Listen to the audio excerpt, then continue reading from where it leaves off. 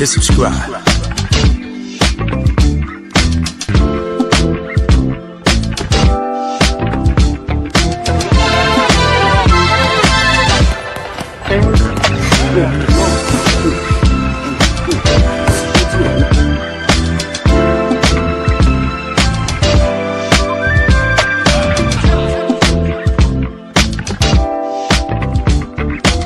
Subscribe to my guy, Uncle D.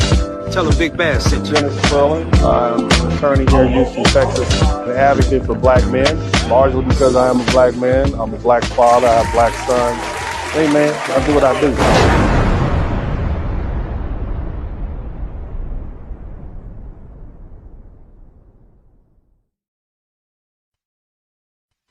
And I'm gonna keep showing the world what black men You were can tuned in to do. one of the best black men advocated podcasts on YouTube. Show some love for the one and only black professional who keep it real. And be Superman.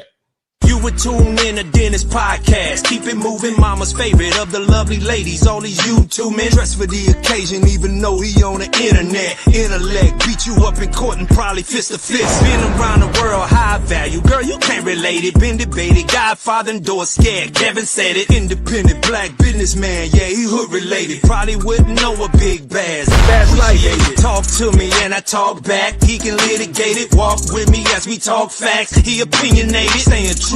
He not only talking, checking court dockets. Only YouTuber putting real money in my pockets. LA back to Houston, taking off. We some Houston rockets. Big O in the middle. I'm Elijah Wan. Let's get it poppin'. Championships, we want championships. Keep the manuscript. Loyalty and brotherhood. Watch out who you're hanging with. All Zelenskyy want is comfortable oppression. We'll feed them false hope. Hit that subscribe button. Yeah, y'all know what it is. Dennis Burton Podcast. One of the realest. One of the realest in the game. Let's get to it. All my lovely ladies, y'all know what it is. Show some love. Yeah, hit that like button. Subscribe right now. On our way to 100,000. Let's get it. When we're saying that, we're gonna give them too much clout. You would tune. That's why successful people move out of these areas where you have people who are, as far as I'm concerned, acting in degenerate manner. You robbing, you stealing. Your second, you always looking for an opportunity to prey on somebody else. Breaking in cars, selling drugs to your own people. Robbing, stealing. You can't have anything around people like that. You can't even have peace of mind. You always worried about somebody running up in your house, hurting your family. If you have daughters, you can't have them around these bunch of low-life, degenerate Pookie and Ray Ray types. All they're gonna do is turn those women out. Your daughters will be turned out, and she'll be another statistic. The problem that we have in the black community is we don't separate ourselves from the degenerates. We don't separate the upper class, the people, and it's not even about money. The people who have class and dignity are forced to hang out with the lowlife. Otherwise, you consider not down. You can't come to the cookout. Man, F the cookout. Tell him we back, we working. Uncle D here, we working. On them tracks, I'm murking. Guess we black on purpose. Close my eyes, I'm purple. Never go white, no Urkel. Only real ones in my circle. Every impulse, fuck Herschel. Similac boy might burp you. Shit in your pamper, you smurf you. Bitch ass nigga need a curfew. Watch these lanes, they'll murk you. Ain't no homie won't jerk you. O's out here that surf you. Listen that right off Kirkwood. Big bass, yes, my work good. Big thing poppin' no Lizzo. Blizzy King shit, yeah, Blizzo. Terrorist kid shit, hizzo. Toss for a bitch, let the kids go. Used to be fine where the hips go. Zoo time, now she a hippo. 60 years old, now she wanna get a shit pro. Was that if you're over 38 and you haven't married or something like that, that you're no good and disposable? To me, it was a shock jock. And, you know, I hope this is teaching folks a lesson about the karma. So, you know, the fact that he killed over real quick and was supposedly with a woman that we don't yet know the nationality. Shut up, Vivica Fox. Who gives a shit what you give, Vivica Fox? You can't keep a man. Many months later. What are you looking for at this stage, this point? A partner. Yeah. And when I say a partner, I want someone that's going to be fun. Yeah. That's not intimidated by who and what I am. Yeah. Yeah. That likes to travel. Yeah. Going to let me go shopping. Yeah. God damn it! You can't make this shit up! nothing out here, no sprinkles. Kids in the car, need a tinkle. Looking for a man full of wrinkles. She wanna touch them ankles. Remember that body was sizzle. Niggas used to pay for the bizzle. Now we don't lock no hizzo. It's a ride out here, drizzle drizzle. It's cold outside, it's a blizzard, it's a blizzard. Don't go outside, they may get you, they may get you. You know black women, they go missing, they go missing. A hard head mixer so ass you won't listen. It's cold outside, it's a blizzard, it's a blizzard. Don't go outside, they may get you, they may get you. You know black women, they go missing, they go missing. A hard head mixer so ass when you don't listen. What do you think is going to happen when they start incarcerating black women? Those who didn't get caught up in that hood rat behavior. You a good girl, and you hanging out with these hood rats. You a decent woman, and you feel that in order to fit in, you got to do all this extroverted sexual behavior just to try to fit in with these grimy, low-life scallywags out here. That's not you. Zaddy out here, he ain't playing no games. Got a fatty out here, got a basement full of change. Want the biracial kids, the house in the supper room. Next year, he'll be sending your ass to the upper room. Keisha, Keisha, oh no, is it cheaper, cheaper? Just let her go, get your visa, visa. Hit the road, you don't know. They got dimes everywhere. Close your eyes and pick a hole. Blazer King back, we working. Uncle D here, we working. On them tracks, I'm murking. Guess we black on purpose. Yeah. Close my eyes, I'm purple. Never go white, no Urkel. All the real ones in my circle. Yeah. Every plus fuck Herschel. Similac boy might burp you. Shit in your pamper, you smurf you. Bitch ass nigga need a curfew. Yeah. Watch these lanes, they'll murk you. Ain't no homie won't jerk you. Yeah. Hoes out here, they'll surf you. Yeah. Isn't that right off Kirkwood? Big Bay, yes, my work good. That ass though.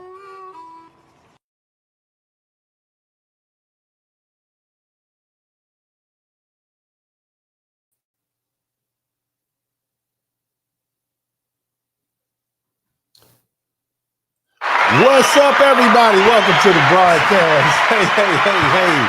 Shout out to all my members, man. Shout out to Hootsy. Shout out to Miss Gemini Rising. What's up? Janetta, Hootsy, Charles Holman. Man, I got my members in here tonight. I feel good. Pew Man 313.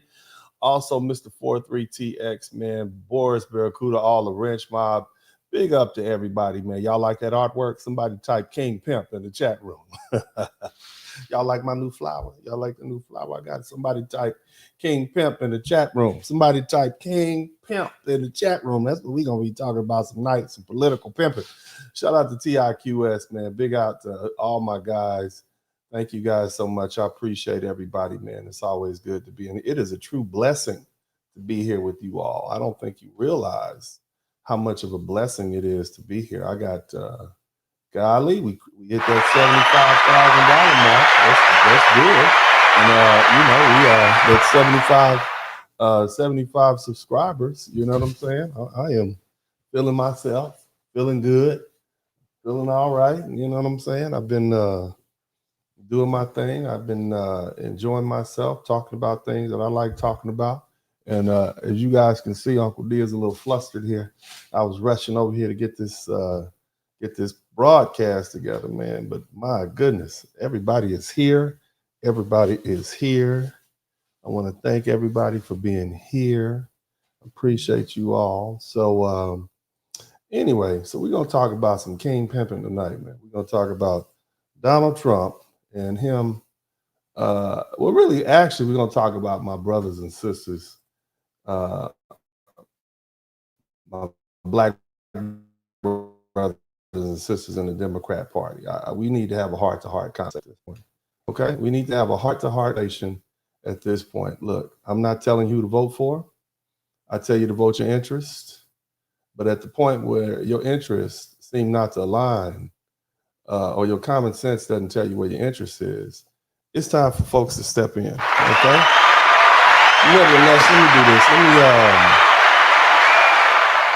All my black Democrats, man, let's be honest, okay? Let's have an honest conversation. This message isn't for those who sat out of the election. That's not who this is for, okay? All right, if you didn't vote, it tells me one thing. It tells me you were not convinced. Do you understand me? You saw through the lies, the fake promises, the empty speeches.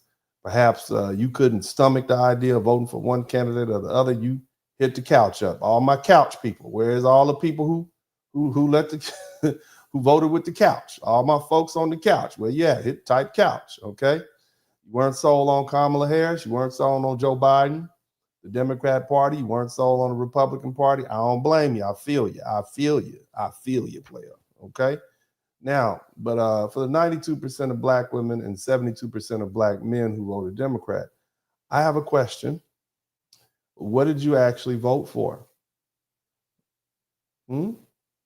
Let's be clear. Let's be clear. Those numbers don't mean nearly all black people actually support the Democrat Party. If you read them like that, they would have you believe that 92% of black people vote, 92% of black women voted for Kamala in the nation, or 79% of black men in the nation voted for Democrat. That's not what that means. Okay. See, what about the millions of black folks who said, "Nah, I'm good. I'm gonna hit the couch. I'm gonna walk away." The ones who looked at their neighbors, their jobs, the rising crime rate, the falling economy, and said, "I'm done. I'm done with the Democrat Party." Okay, I'm done with them. Okay, the media won't mention them. Okay, and why? Because they know those voters have woken up. And here's the hard truth: the ones who still defend the Democrats, no matter what, are either in denial or uninformed or too stubborn to admit they've been played. They ignore the facts, they twist the reality, they refuse to give Trump credit. Even when his leadership put more black people to work than any other Democrat ever did.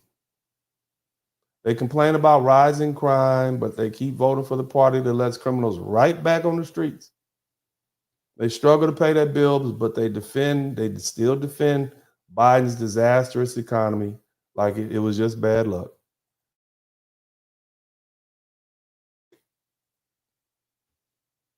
So at some point, family, at some point, we have to stop.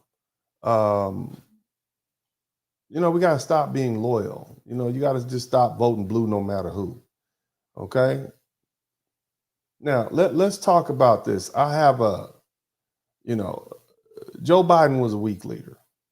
I think we all can admit to that. I don't even think he was in charge towards the end. And the thing about weakness is weakness invites predators. Ladies, the reason you want a big, strong man on your arm is because you know innately that if you have some weak sucker on your hand that's easy to push over, then he won't be able to protect you. In the old school red pill community back in the day when I first started listening to the internet, they had a term called SHIT test, okay? It's something that women do. It's very annoying, women always testing you. But the thing is, that's a natural process. A woman is going to test you all the time, and typically she tests you when she thinks you're weak. Something in a woman tells her that this man is weak. And I got to keep testing him, because if I can push him over, if he's a pushover for me, guess what? He's a pushover for everybody. And so women test you. They test you. They push you. Because they understand, and they inherently understand that weakness invites predators. And so let's talk about Ukraine and why this war even started. This war was preventable. It should have never happened. But when you elect a weak leader like Joe Biden, it invites predators. And that's exactly what happened when Joe Biden took office. History has taught us. And you're going to learn something early tonight. I'm going to start throwing names out there. Get your pens and papers together. Okay? Get your pens and papers together. All right? Weak leadership leads to wars. In 1938, yeah, we're going to go there. There was a gentleman named, he was a British prime minister. His name was Neville Chamberlain. And he thought he could appease Adolf Hitler. Adolf, you know Adolf? Yep, Adolf Hitler. You know what I'm talking about? He thought he could appease him by giving him what he wanted. And Hitler promised that he would that if he got Czechoslovakia, okay, he'd stop there. And Chamberlain believed him. 1 year later, Hitler invaded Poland. And then World War II began. Now look at Biden in 2021. Instead of standing strong against Putin, he lifted the sanctions on Russia's Nord Stream 2 pipeline. That was their moneymaker. That's how they made money. Okay, and so now in 2001, They're back to making money, right? And they're getting papered up. The next thing you know, the next year they go to war, invade Ukraine. So instead of setting clear red lines, Biden gave a weak speech suggesting that America wouldn't respond to a minor incursion into Ukraine. And instead of acting before the invasion, Biden waited until it was too late to hit Russia with weak, ineffective sanctions. You didn't open up the pipeline.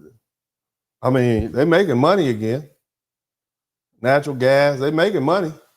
And so just like Neville Chamberlain mishandled Czechoslovakia and Skitler, right? Biden gave Putin the green light to invade Ukraine.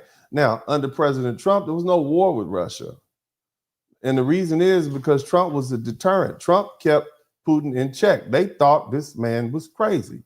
They respected him. They feared him. They feared his strength. Trump had NATO and his allies paying their fair share of the burden. They're supposed to pay 2% of their gross national product. Okay, so let's say, for instance, here it is: United States, our gross national product, GDP is what they call it, gross domestic profit. I'm sorry, it is $25 trillion. Russia's is $2 trillion. So we pay 2% on defense. And that's what the rest of those NATO allies were doing, but they weren't. They're paying like 1%, some were paying nothing. So guess what happens if they get attacked? They relying on America to come over there and save them. But see, Trump made sure America wasn't sending billions of dollars with no return. And guess what? Russia never invaded Ukraine while Trump was in office. But the moment Biden took over, Putin saw weakness.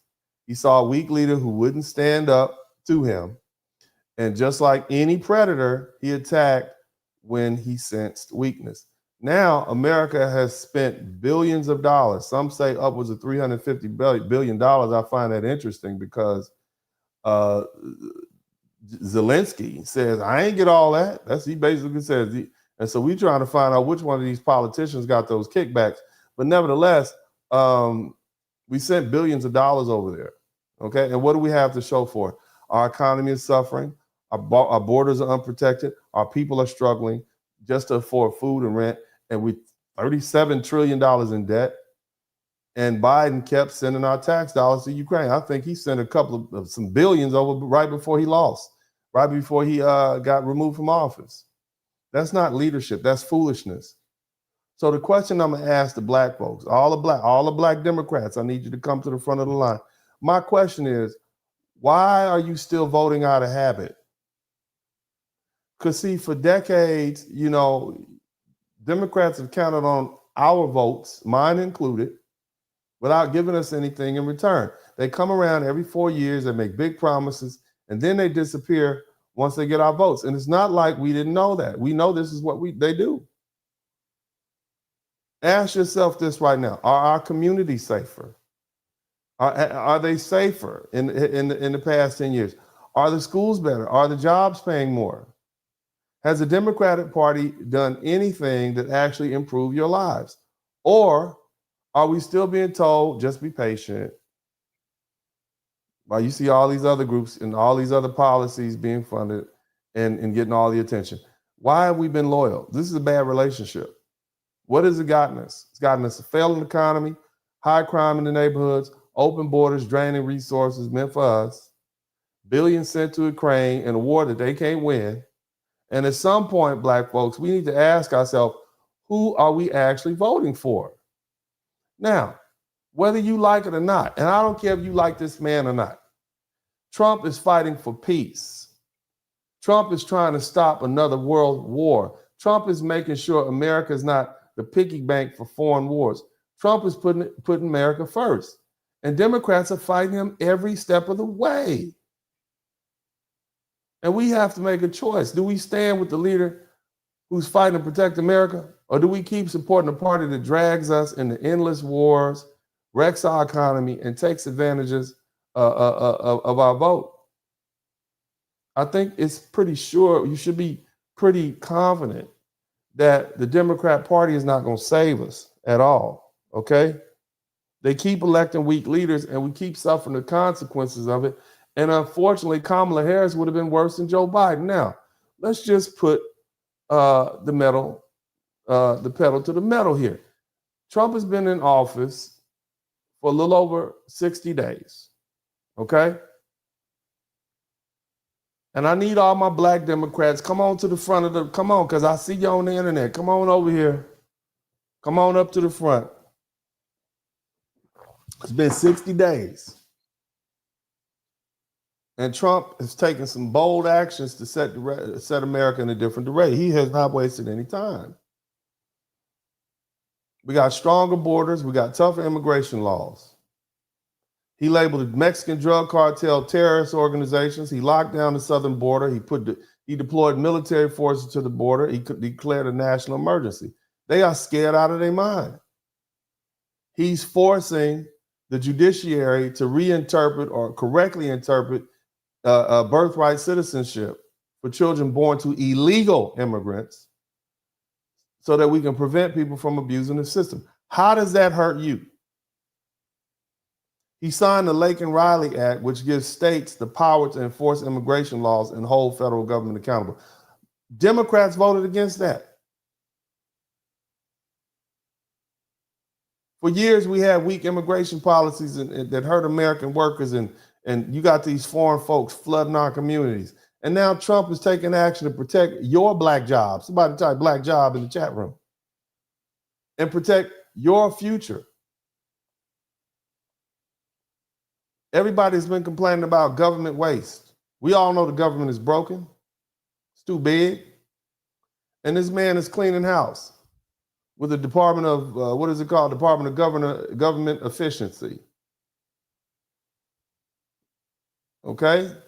And what's their mission?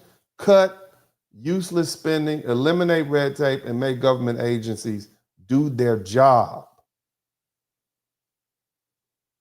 They're auditing all the major agencies, the FBI, the CIA, the Department of Justice. They're firing people, the Department of Education. They're rooting out the corruption. It's so bad in the CIA, they have members of the CIA who say that they're going to turn on the president. Are you kidding me? They're going to start releasing secrets. You have China and Russia in the inboxes of governmental employees, offering them jobs to turn over secrets. This is who we have working for us. And you think they need to be in office? In order to restore trust to the government, we got to get rid of these people we can't trust. Now, Trump is fighting for hardworking Americans and working on tax cuts, working to make sure overtime isn't taxed, working to make sure your hard-earned money is not taxed. The more money you have, the more you boost the economy. That's how things work. Everyday Americans benefit. I want to keep my money. I don't want the government to use my money. I want my money. The other thing he did, made English the official language. Most of y'all don't speak Spanish or Portuguese or Chinese or Hmong or any of these languages. You speak English. Why shouldn't it be the official language of this country? Why? Number one, when you have a group of people that speak the same language, it promotes unity and to make government services more efficient. He signed that executive order for a reason. Yes, we acknowledge the fact that we have a lot of languages in this country, right? We get that, right? But we need our government operations and our legal documents and our public services all to be standardized in English. And this is going to make it easier for citizens and immigrants to navigate life in America without confusion. Now you have to learn English. The other thing he's trying to do, increase domestic production, lumber. There was a company that moved from Mexico up to Indiana, Kia, I believe it's Kia or Civic, something like that. They're going to open their plant in Indiana. He's trying to lower the cost of building homes, reduce wildfire risk, protect American lumber producers. Somebody type made in America again. I remember we used to have a lot of stuff that was made in America. Not now. Everything say made in China. And if he can get this deal through with Ukraine, We get access to $500 billion in rare earth materials in exchange for the money that we already sent out to these people. And this is critical for military equipment, technology, and industry. So, because we want America to remain a global leader, okay? We're tired of handing out endless money with no return. Look, the bottom line is it's been 60 days, and this man has done more than most presidents do in 4 years. We got stronger borders. We got a government that's actually cutting we tax cuts, okay, and policies to put America first. And so this isn't about party loyalty. It's about results. It's about patriotism. It's about loving where you're from. It's not where you're from, it's where you at. And whether you like Trump or not, he's providing the leadership, and that means actions, not talk. Shout out to Gemini Rise. Thank you, baby. You're the first one to contribute to the super chat. Good looking out. Thank you so much. Okay? And the man is doing it against relentless opposition. Look, I'm just getting warmed up. We're going to be here for a minute. I got a lot to say to y'all, and I got videos to look at, but I got to talk to you. I need to talk to these Democrats because you all are getting ridiculous at this point. It is just ridiculous. Everything this man does, folks are against it. It does not make any sense to me. Even if it's good for you, And even the folks that voted Democrats, some of y'all like some of these responsibilities. I can't wait till they start putting these politicians on trial for stealing our money. I look forward to it.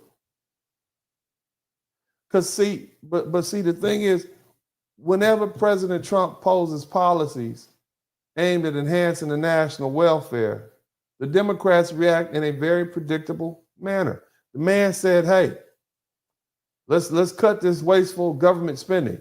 What was the Democrats' response? They're crying about we need to impeach him. They call him he's a dictator. Because he wants to cut the government expense. Elon Musk highlights that we have wasted $36 trillion, or that we have a $36 trillion debt, and suggests reducing the government expenditures. And what did the Democrats say about him? No one voted for Elon Musk. Well, y'all don't vote for most of the people in government, do you? Do you? No, you don't even know who they are. And then you got Robert F. Kennedy. He says, hey, let's make America healthy again. And they just flat out say, you can't do that. Why not? What's wrong with being healthy again? What's wrong with getting all these? You know what? I'm just tell you something. You know why we are so chunky these days? Is because they have high fructose corn syrup in pretty much everything we eat. Look on the back of anything you eat. It says high fructose corn syrup. And if we can get that out of there, we can go back to the weight that we had back in the 1970s. People weren't this big back then. It's darn near impossible to lose weight because you're getting that high fructose corn syrup in your body. Y'all like my rose? It's beautiful, huh? Let's do that for ourselves. The reason that a lot of European countries don't want our food is because we have high fructose corn syrup and additives in it. I want this man to succeed. I want Robert F. Kennedy to succeed, man. He put a 25% tariff on Mexico and Canada so they would stop allowing that dope to come up here. This is the first time in decades that we have the Mexican drug cartel on their back foot. They are scared to death. They can't sleep. They're afraid. They sent 25 up here. You guys saw Narcos? Anybody who saw Narcos Mexico, the one they call Rafa, who was growing all the weed, they just sent him up here. They sent him up here. You understand? Shout out to Hootsie. They scared to death. That Mexican president was talking all that stuff early on Shin Bomb. She had to fall right in line. Them 25% tariffs made her fall in. Act right. Somebody type act right. Sometimes you got to give your girl a little act right. I forgot I got to talking. Forgot to put my Cash App up. My bad. Shout out to all the Cash App people. I forgot. Let me get this Cash App up. Sometimes I've been waiting to do this. I was going to do it yesterday, but you guys know I wasn't here yesterday. I was tired. I was like, nah, let me go ahead and do this one while I'm fresh. So I wanted to save myself up, because by the time I got to getting on, this is fact intensive, this one. But yeah, so they have to act. That's what those tariffs are doing. It's not because we don't like Mexico. We want them to stop allowing these people to ship that dope up here. That fentanyl is laced with everything. We can't even have good, decent drug addicts anymore. Our good drug addicts are ODing on fentanyl. That's ridiculous. You can't get your heroin and your cocaine or nothing. You can't smoke your good weed no more. Damn fentanyl is in every damn thing. You now passing out. You got to take some Norcan up the nose just to wake up. That ain't the type of high y'all want. Where all my drug addicts at? Shout out to all my drug addicts. Where my weed smokers at? You don't need no fentanyl in your weed. Damn it. Shoot. I'm just trying to say, I know there's some weed smokers out here. I don't believe in smoking weed. I don't do any drugs.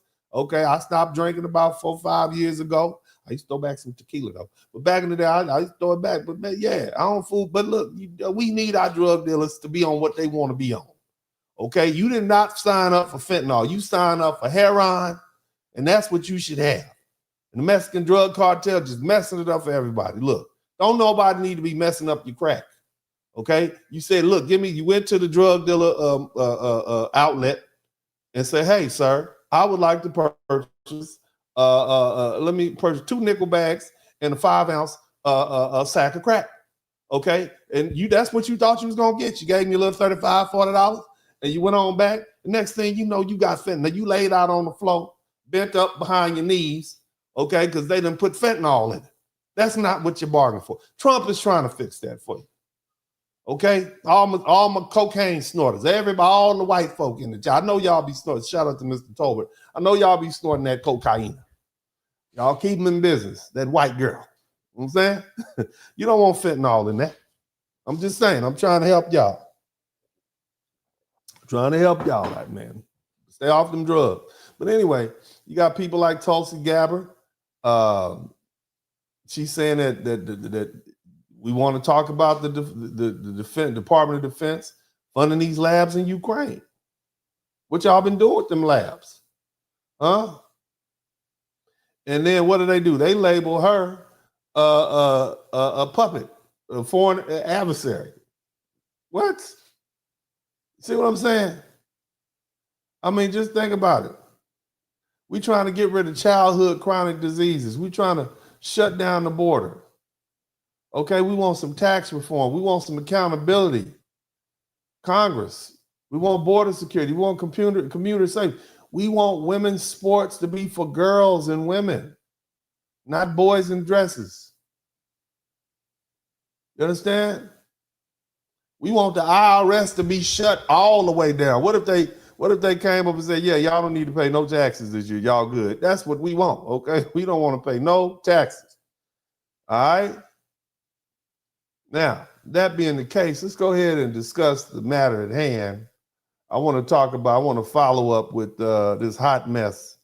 Somebody type hot pants in the chat room. Oh, hot pants Zelenskyy. You guys, who was here on Saturday night when I talked about Volodymyr Zelenskyy, the Ukrainian? Somebody type the Ukrainian. You guys know what I'm talking about? Let me make sure you all remember who the president was of Ukraine. I don't know if you guys remember who this gentleman was, but let me see if I can find him for you. I want to make sure.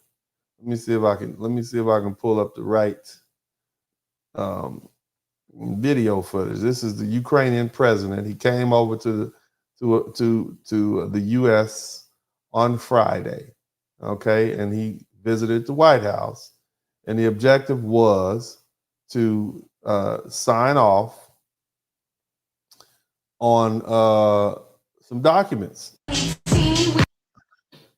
This is him right here. I want y'all to see him right there. This is him.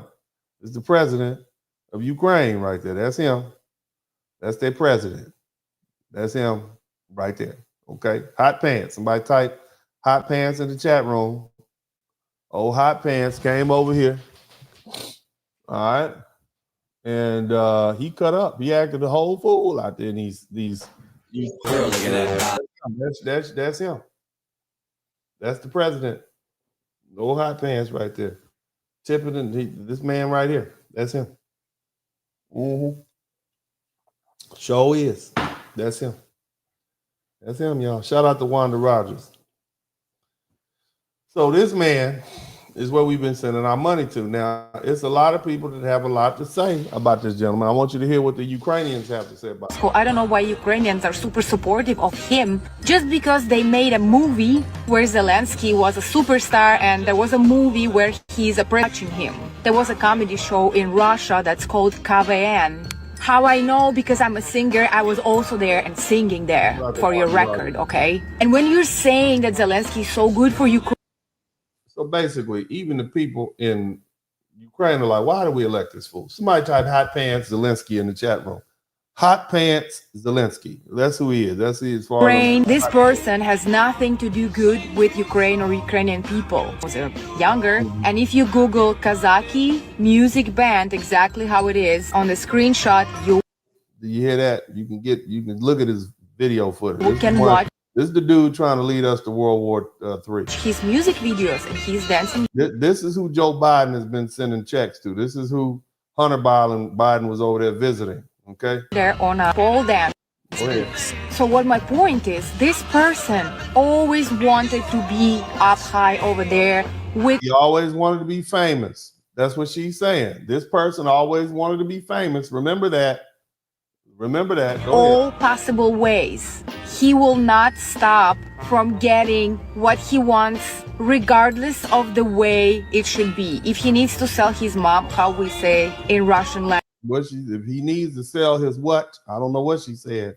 There is a saying, like some person who will sell their mom just to get what they want. He's that kind of person. He's selling something. Zelenskyy lived and worked in.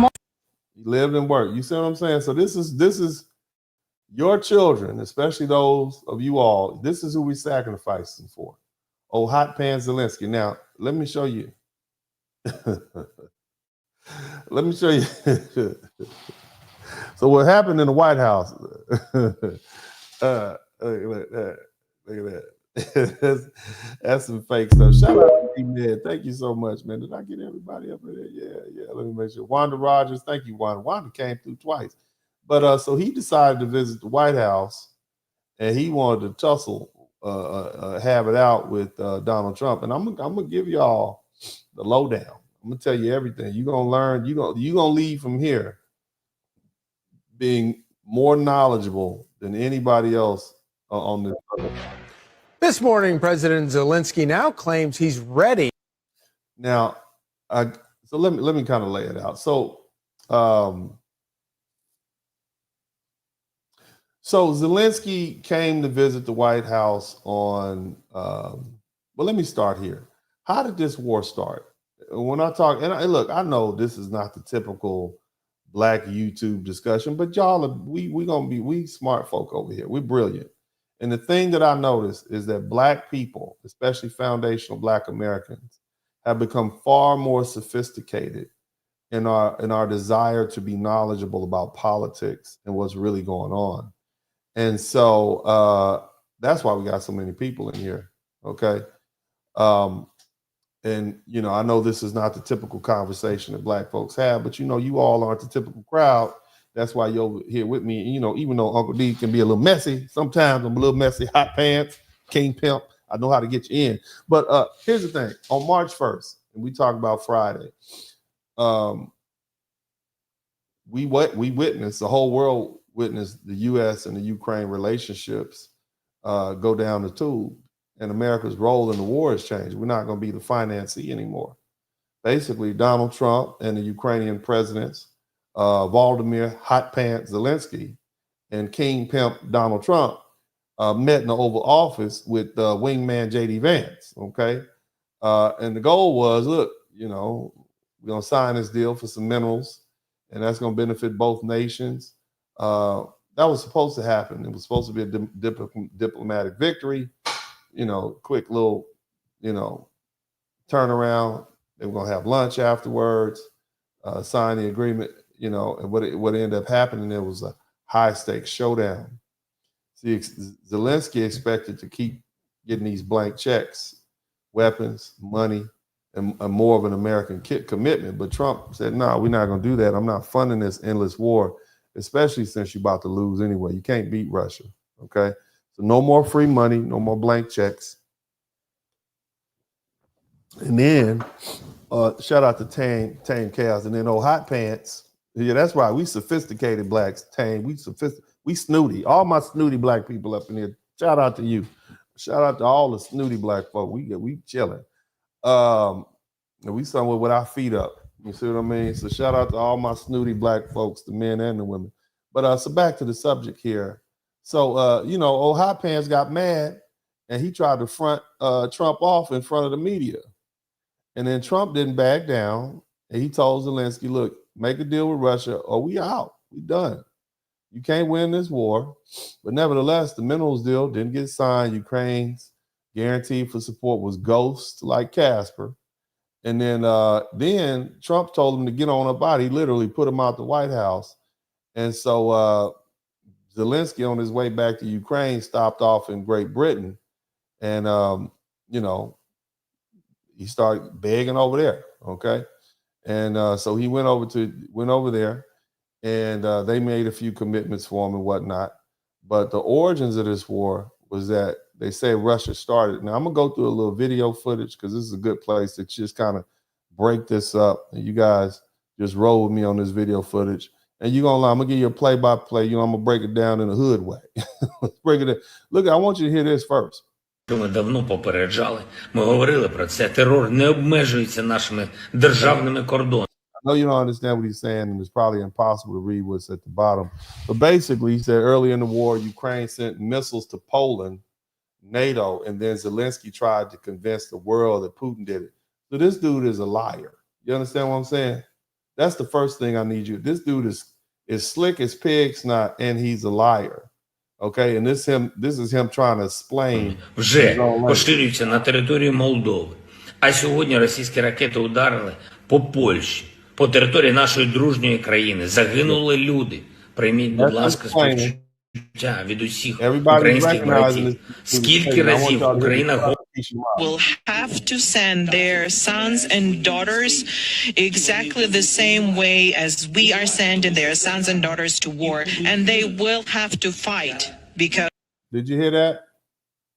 The reason he wants us to get involved, the reason he wants to be part of NATO is because he wants the U.S. to do his fighting for him. I'm gonna let y'all hear that again. U.S. will have.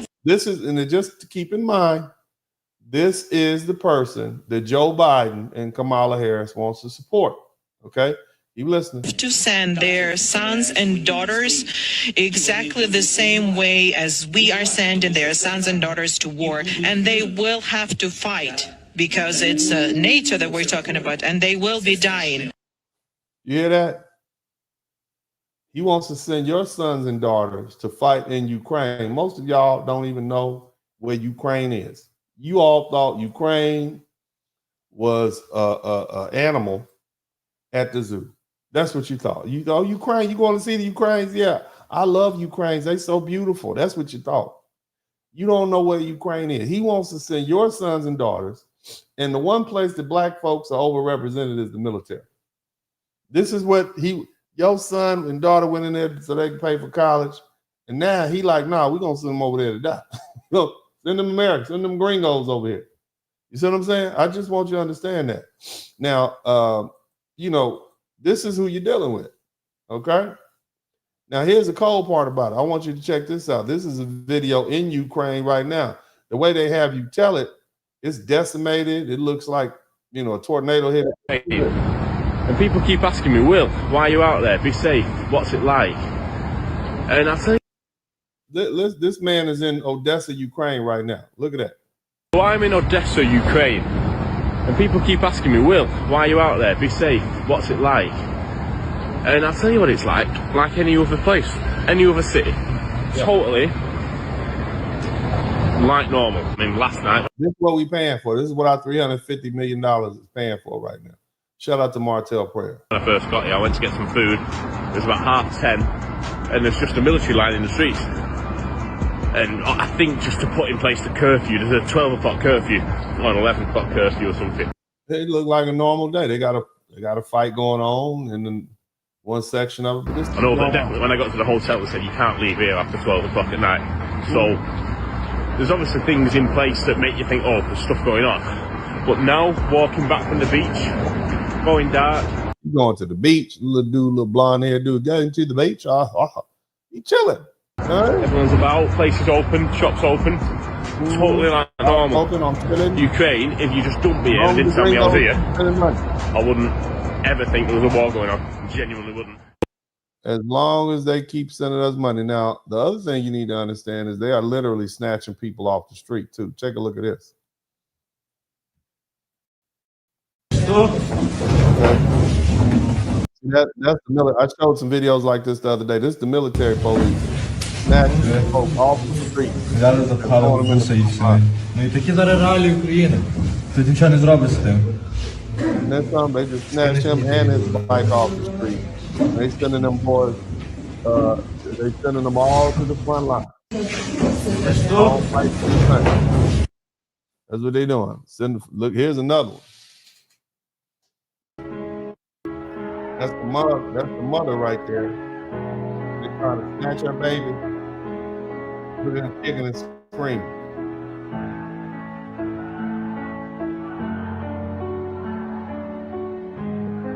Look at them throwing them in there. That's the military. This is how they bring in people to war. Voluntary. Oh, where to go? You going? Oh, where to go? You going? Where to go? Go, mommy. He get snatched and thrown. He goes, we saw this the other day. Look at that. Come on, man. Let's go. I got the strength. Come on. No, I ain't going. I got to go upstairs. I don't want to go. Don't hit me like that. Don't hit me. Don't hit me no more. Don't hit me. You gonna go. Let's look at it again. You going. Hit him in the neck. Get over there. Let go. Give me. I don't want to go. He beat him like he's cold. This dude right there, he just got all kind of attitude. What's your last name? F you. I ain't no criminal. They going to the front line. Trump is trying to end all this. Okay? Trump is like, look, man, we need to all the killing and unaliving. You know what I'm saying?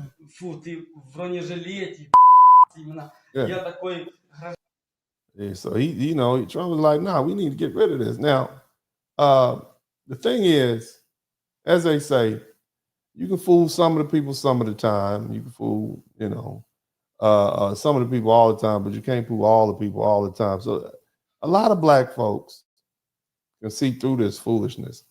And it's good to know that. I want you to hear what some other black that meeting with Trump and Zelenskyy. Man, standing on business. That's Trump standing on business. Yeah. Shit, boss man shit. Boss man shit. Boss man. The way he talked to him too, though, Boss man shit. Like a real nigga. Boss man shit. That's all I can say. We love you, Trump. Man, pump where? Keep bossing up. Now, see, here's the thing. It's a lot of black people that sat on the couch. Okay, and it's a lot of black people that voted for Trump, and it's a whole lot of black people that voted Democrat. But the bottom line is, if you just start looking at what the man is doing, and say, is this really hurting me or is it helping me? That's what you need to ask. They're not laughing at America no more. Hell no, they ain't laughing at us. Sleepy Joe been gone, so. Now she looked like she got something on her chin right there on the right. I don't know what they're eating, but I'm gonna. Hey, we got boss man back, okay? Right. Oh, she got one of them things to go through your lip down there. Right there. They got some gaps in it. Praise God. I'm sorry, excuse me. Now we being respected by other countries because we got the boss man. Boss man building. Go ahead, let's get somebody else. In the craziest times of how the fuck could you vote for a Democrat? Come on now, brother. Now you can't be cussing up in here now. It's family friend. We ain't had a cuss word. We've been an hour in. Don't be cussing now. Don't be letting them fly like that with your wave cap on. These are the same people that charged Donald Trump 34 to 36 times for falsifying business records. Meanwhile, the banks came out, got paid, said there's no victims, there was nothing done wrong, and they still charged him anyway. So when he goes in and he audits the fucking government, and then he shows you that. Sir, with the F's, sir. First of all, you got a turquoise wave cap on. Okay, I'm trying to take you seriously, but you got the turquoise wave cap on, first off. Okay, you done dropped 2. Was that an F? Was that an MF and an F bomb? Somebody keep count. Go ahead. Trillions of our fucking dollars. Family friendly, sir. Family friendly, sir. Has been sent to people who should never be getting money from us. When he shows you that the United States government funded fucking Sir, that's false, sir. That's false. See, I can't. This is why I can't. And then they've been funding the national media to lie to us, to give us this information. They attacked us during fucking COVID. If you fucking forgot, and we done with you. We done with you. Trump talks to Zelenskyy. Yeah, we did. That's what we've been missing. Yep, that's what I voted for. That's what I've been looking for. Me too, brother. Somebody talking with their chin. No, who you talking to? It's America. Who you talking to? Like, you better be humble when you walk up in here, making demands. Who you think you talking to? This big Trump and big Vance. And I like how Vance stepped right in. Trump sat back like a G. Trump in the chat room. King Pimp Trump. Big homie. Hey, bro, you need to check yourself. And black people respect that. Look, man, look, you don't, we black people, whether you a Democrat, Republican, we respect the fact you ain't letting nobody run over them like that. You can't respect nobody let you run over you like that. So, you know, it's not just, I'm glad to see him. I'm glad to see this many free-minded black folk who just are bound. They're not just bound to hate just because. You see what I'm saying? Go ahead, brother. We're doing you a favor. Yeah, the United States does not need Ukraine. We don't need it. We can sit back and let Russia destroy y'all. So you better come with some humility. You better bow down. That's right, brother. Tell them. We don't need you. That's like breaking up with your girl. I don't need you like that. You better get on up out of here, girl. You better recognize. Okay, you better recognize who I am. Go ahead. Another lady. I have not even thought about turning on my TV in days. Matter of fact, weeks. There's no point because what's going on in the country is scary, but it's hella entertaining. Because what the hell was going on at the White House between Vance, Trump, and Zelenskyy? Did they just little boy him in front of the whole world? I think it's disrespectful for you to come into the Oval Office and try to litigate this in front of the American media. Right now, you guys are going around and forcing conscripts to the front lines because you have manpower problems. You should be thanking the president for trying to bring. You saw that. You saw him snatching them people and putting them in them cars. You saw that? That's what they were doing. Into this conflict. Have you ever been to Ukraine that you say what problems we have? I have been to. You the problem in Ukraine, sir. You need to stop shaking your parts around on the internet. That's what you the problem. Okay, hot pants. Somebody type hot pants in the chat room. I want y'all to go to Zelenskyy's page on the internet somewhere. I'm sure you got Twitter or X or whatever. I want you to go over there and I want you to type hot pants and say Uncle D called you hot pants. I dare you to come over here, hot pants. Okay, I interview him. You want to come talk? I'm gonna start interviewing people. Trump, you welcome to come through. I'll find some space for you. You know what I'm saying? In my busy schedule. Tell Zelenskyy he can come through. Okay. Putin, I let them all in. They come talk to me. Come on, sit up in here and let's chop it up.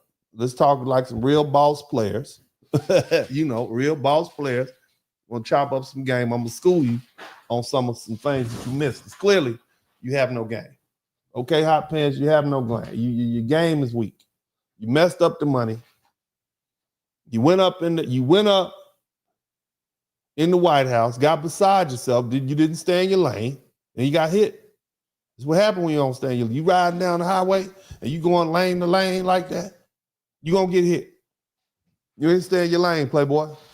But let's go ahead and get. I've actually watched and seen the stories, and I know what happens is you bring them on a propaganda tour, Mr. President. Mm-hmm. Do you disagree that you've had? Now y'all know, Zelenskyy called J.D. Vance the female dog in his little language, pescusta. You pescusta. He called him under his belt. I want y'all. He called him a little B word in his language. I want y'all to understand that. So he low key with his little arm folded up, looking like he at the counselor's office and having to deal with the bad breakup. Go problems, like bringing people into your military? We have and do you think that it's respectful to come to the Oval Office of the United States of America and attack the administration that is trying to prevent the destruction of your country? A lot of questions. Let's start from the beginning. Sure. Call him a little B word. Did Vince just put the drop? First of all, Vince is a gangster, okay? He's a Marine. Vance is a Marine. Midwest, they really kicked him out the White House like Pam, y'all. Like Pam. He said this is not the administration from last year, okay? This is not Biden and Harris. All right? We's as men. We men. God, it feels good. We are back. We are back. Get up out of here. That show did put him out. It had him sliding out that door, running up out of there. You saw he was running up out of there. You better get up out of here. So, you know, we own it, you know. And here is awful, but you can hear what I'm saying. Let me tell you something. I don't know what sign Biden was, but I know what sign Trump is. He's a Gemini. See, the Gemini's in the house now, see. And see, you're not gonna come in here disrespecting and talking all outside your neck. The neck. After we done paid for your breakfast, your brunch, your lunch, we done gave you a supper, dinner, late night snacks. You're getting up in the middle of the night, going to get you some popcorn, watching Netflix and chill and all this other kind of old shit. We done gave you. You better put some spec on my name. Yes, put some spec on it, whore. That's right. Because you're not gonna come. How dare you come up in my house? And you gonna sit there and have attitude, rolling your eyes and popping off at the neck and all this other kind of stuff, being disrespectful. You should be groveling, whore. Groveling on the ground. You should be groveling because you ain't nothing but the laundromat. And I said that a long time ago. I've been done told you, whore, that Zelenskyy, Ukraine, all them, they was nothing but the laundromat. That's what you're now you left with some dirty clothes and a washing machine that don't work, and then you want to sit there and have an attitude talking about we should fix that too. Hey, kiss our grits, boy. Yes. All the grits. Kiss all the grits. She meant all that. She said that with her chest. So, you know, man, there's a lot of brothers and sisters out there that have some strong opinions about this situation, and it's a lot of brothers and sisters just generally speaking about the whole thing. I want you to hear this, brother. He really goes in. With the Democrat Party and with them giving everything to illegals, they know at the end of the day, black folks are still going to vote for them regardless of what they do. They'll just say, oh, Trump, oh, racism, whatever, because they want a new base. Their new base is the illegals. They already got black folks. They got us already. They got y'all. They got all y'all. All you black people, y'all know y'all going to vote for them anyway. You know, whatever Democrat, they could put a damn 3-foot tall troll with horns growing out of his head. If it says Democrat on it, you're going to vote for him anyway. Go ahead. So like, all right, well, we got these niggas. So let's get some new people. We need to enlarge our base now against Trump. So let's try to get the illegals in. That's what they're doing. They're giving them every sweetheart deal, everything they ever could want, because we, unfortunately, as black people, refuse to not vote for them. For the crime of not voting for Democrats, look what they do to us. Yep. We're coons. We're this, we're that. I see your comments. You see. They call us the nocturnal animal that forages in your garbage can at night. Omnivores. That's what you call them. Go ahead. My comments. This is why. So I look at them and like, end of the day, this is why y'all are getting what y'all getting. But what I do is I'm gonna do best for me. I'm gonna do what's best for my individual self. Because the black community is a joke. I gotta do what's best for me. Like, I'm gonna vote my interest. Somebody type vote your interest in the chat room. Go ahead. Folks, every one of those congressional black caucus leaders, they're voting to give illegals money. There's never been trying to replace y'all with every Latino that show up over here. They don't even like y'all no more. I don't even know why you don't figure that out. They don't even like y'all. Voting reparations. I'm not gonna sit here and say I'm gonna do something that's only gonna benefit black people. No, it's a real cute thing to go and say and whatever, but they didn't put reparations on the floor. This legislation calls for the establishment of a commission to study the issue. That is it. They ain't gonna give you reparations. They're gonna have a study to determine whether or not there is such a thing as reparations first. That's what they don't. They ain't. It does not call for reparations. It does not call for monetary and compensation. They're not going to do it because you're not going to not vote for them, and they know that. Do it. You gotta do it. Why would they go out their way for you? Well, they know that you got your vote anyway. He ain't gonna marry a girl, give her that coochie on the first date. Okay, he ain't gonna marry you. Black folks that gave about coochie on the first date, Democrats took it. They ain't gonna marry us, black folks. They out there cheating on us with the Latinas. They got a Latina side bitch. They spend their money on a Latina side bitch. Over there, here, brother. Come on, brother. That's not with the profanity, but go ahead. They leaving their black bitch at home. The black, we home. We home. We gave the coochie on the first date. Democrats left us. They fucking the Latina side bitch. That's you. He was doing great. Then he hit this 2 B's. Too many, brother. Too many. They fucking gay people. They fucking your language, sir. Sir. I can't keep this up. Everybody in the world Family left friendly. us alone. Why? Because they making them earn it. Family friendly. And that's really, if we want to broil everything down to it, that's really what it is. But they'll keep us in a racial slump. Oh, race, this, and they got to keep you mad and upset. Because at the end of the day, I always say, happy black people don't vote Democrat. So they got to keep you mad. They got to keep you angry. Hey, happy black people don't vote Democrat. Ooh, that's kind of true. The white man's on my back. That's what keeps you voting for them. Happy, but the one thing I say about black conservatives, we happy. Them hoes ain't happy. You just really with the language, sir. You was doing great, and then you just dropped 10. Family friendly, sir. Family friendly. Okay. Democrats ain't nothing happy about these hoes. These hoes is miserable all the time, every day. See, this is why I can't have black people on my show, because they come in here with their profane language and messing up my algorithm. I'm trying to stay monetized. Okay. I'm trying to make sure that I get my little money popping off like these other big YouTubers out here making all this big money. But anyway, so let's learn a little bit more about this war. Now, I found some of these things on the internet. Now, we're about to listen to some white people, because white people know they people, okay? And I want y'all to hear what the white people have to say about Zelenskyy and this whole situation, okay? These are our white friends. Somebody type white friends in the chat room. Our white friends about to show up. God bless you. Thank you so much. Showed up. BlackRock, JP Morgan, Chase, Bridgewater, Blackstone, all these businesses came down to meet. They came to me. The dude got hot pants, got his same shirt on. Okay, so we don't know what day this is, but they like, yeah, we coming through.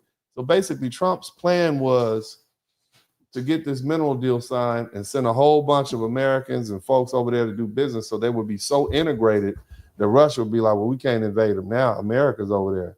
Our mere presence is a deterrent. You see what I'm saying? It's like having a big, ugly boyfriend with a big neck that's swole up like that. You ain't got to worry about your ex-man showing up. He ain't coming. Your new boyfriend is 6'4", 350 pounds. He swole up.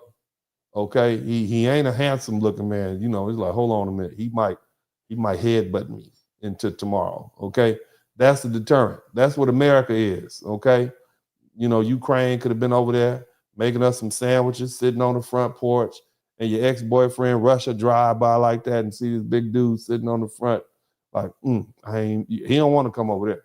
Okay, your new boyfriend got his feet up on the front porch. Okay, talking to your mama on the front porch, chilling, sipping some lemonade or something. He gonna keep going. Can't come over there now. You ain't gonna have no problems no more. The new boyfriend too big. America was about to be Ukraine's new boyfriend. Okay, all Zelenskyy had to do was go sign that paper. That's all he had to do. Sign the paper. I'm gonna come down. I'm gonna have dinner with you. I'm move in a little bit. I'll be over there pretty often. You know what I'm saying? He'll know I'm around there. Okay, he ain't gonna come. Baby, don't even worry about it. Ladies, you got a man, you be telling about your crazy ex-boyfriend, and he be like, whatever. That mean he ain't worried about it. That mean he neutralized crazy. Okay, he grabbed crazy by the back of the shirt and pushed crazy face into the ground. And you like, damn, that's what you looking at. That's crazy, right? That's, like them dudes, all the dudes have been to prison. They got a dude called the yard boss. Yard boss usually got hands like that. Yard boss, bah!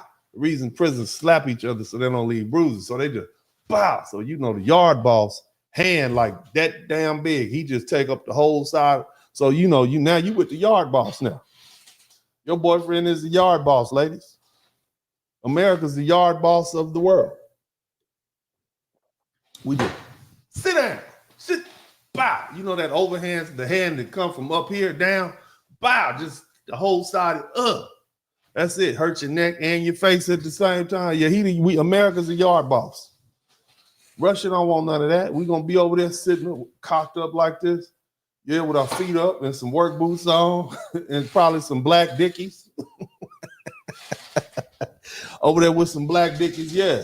He's sitting up on the porch, boots kind of untied a little bit. He relaxed. You know what I'm saying? With them big, thick white socks.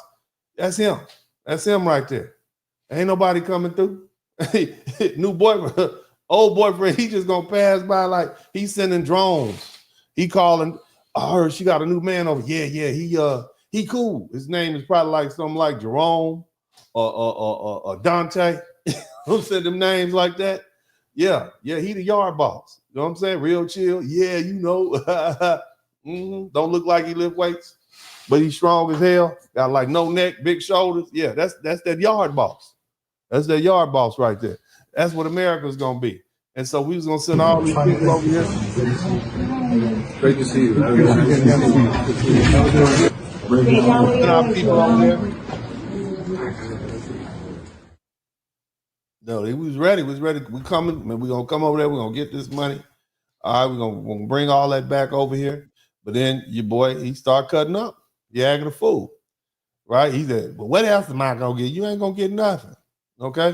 Now let's listen. Come on, we got our white friends. Let our white friends. He says he got money from us, but he only got 58% of what we promised. So he doesn't know where the other 100 billion is. Another missing billions. I don't know. Billions are too much to keep an eye on. That's my humble opinion. Used to be millions, hard enough. A billion here. Who knows if it's going to the right thing? Who knows? Biden sent Gavin Newsom with a big fat check. Make sure it gets in Zelensky's hand. Do you understand what I'm saying, ladies and gentlemen? We sent all these billions of dollars, and Zelensky's like, I didn't even get all that. I don't know where it went. It didn't even show up. All right. This is California level. So California was famous because they lost 20 million in homeless money. They didn't lose. They just don't know where it went. It makes you not want to pay taxes because you go, just fix a road, do something I see. Don't just make everything worse, more money and everything gets worse. I don't know how the Ukraine sitch worked, but maybe. Shout out to all our white friends. Shout out to, I know the white friends. Y'all been catching hell on Uncle D's channel for the past couple weeks. I know it was Black History Month. I'm gonna ease up off y'all for a minute. I know that. Shout out to all my white friends. I ain't had no white people ever since they was with me. He supports Trump, yeah, but not like that. Not like that. They rude and ran all my white friends away. Somebody type white friends in the chat room. White, we listen to y'all too. Maybe they sent it by Zelle, or maybe they sent it. What's the one that people always ask? Oh, Venmo. The Zelensky. He goes like this. Hey, Biden, where's that other? I'm missing 100 billion. Do you have Venmo? And he's like, yeah. Bzz, bzz, bzz, bzz, bzz. I owe you a nickel. Let's get to somebody a little bit more serious. So I want you to listen to this, okay? As you say in the caption behind you, and the reset has to consist of the United States and Ukraine getting back on the same page.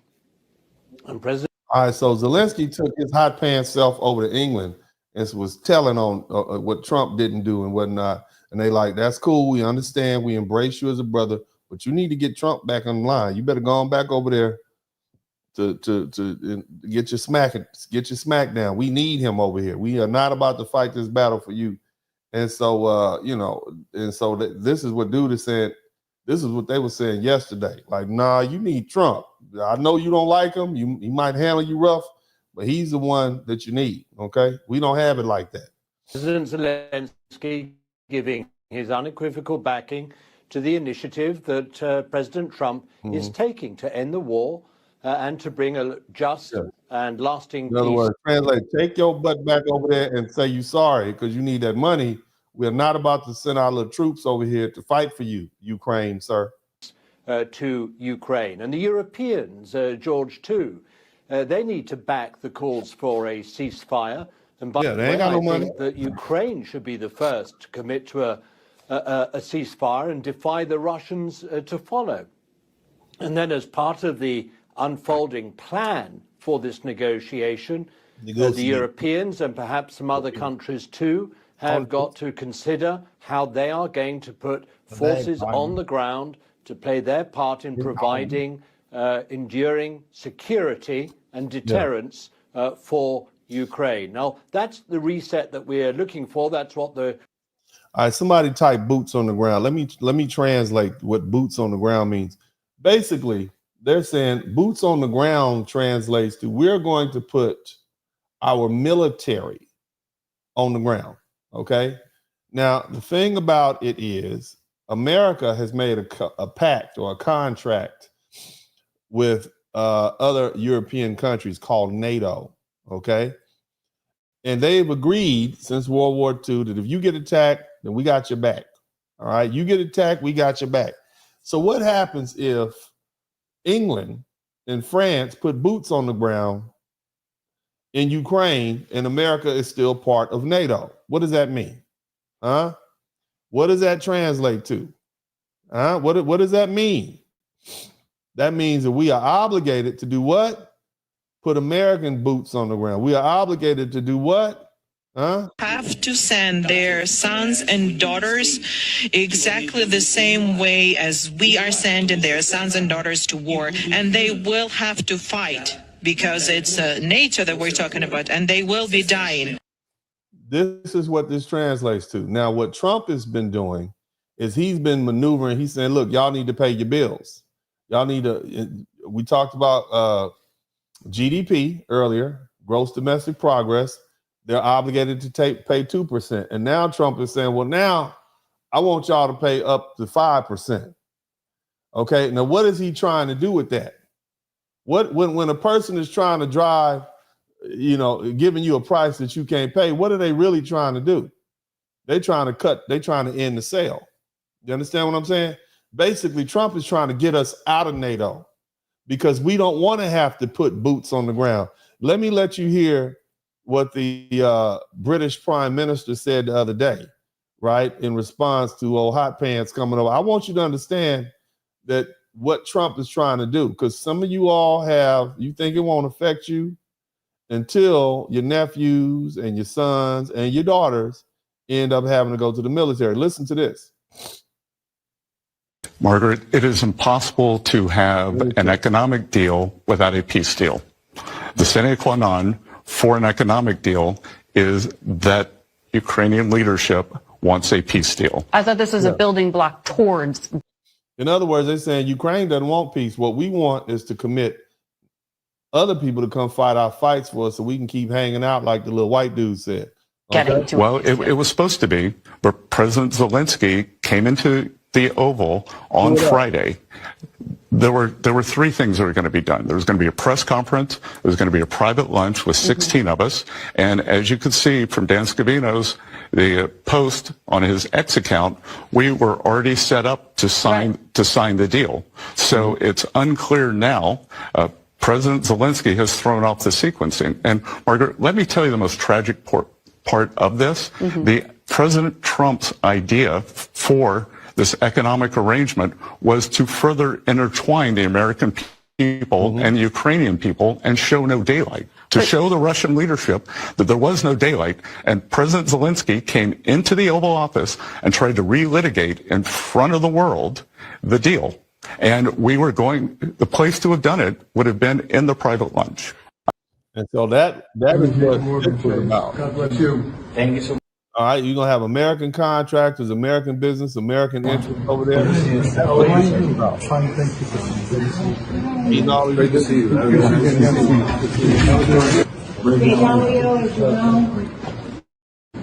Hot pants messed that up for everybody. You understand me? Hot pants are like, nah, that ain't what I'm trying to do. Okay? Keep listening. Now he's over there in Europe. Through my discussions over recent days, we've agreed that the UK, France and others... Where all my blokes at? All my blokes. All my blokes. Top of the morning to you. I want y'all to come here. What you doing? Recent days, we've agreed that the UK, France... That is Keir. What's his name? His name is... I'm going to let it play all the way through. But I think his name is Keir Starmer or something like that. I don't know how to pronounce this guy. Over recent Keir days, Starmer. We've agreed that the UK, France and others will work with Ukraine on a plan to stop the fighting. Then we'll discuss that plan with the United States and take it forward together. Yes, okay. We will go further, develop a coalition of the willing Coalition to of the defend willing. a deal in Ukraine. Oh, what do you mean? To guarantee the peace. The How UK you is gonna do that? prepared to back this. How? With boots on the ground. Boots on the planes in ground. air, together with others. Europe must do the heavy lifting. But to support peace in our continent and to succeed, this effort must have strong US backing. Hold on a minute. I want to go back to boots on the ground. So let me explain something to what that means. Look, what it means is all my people in the UK, United Kingdom, Scotland, England, Ireland, wherever.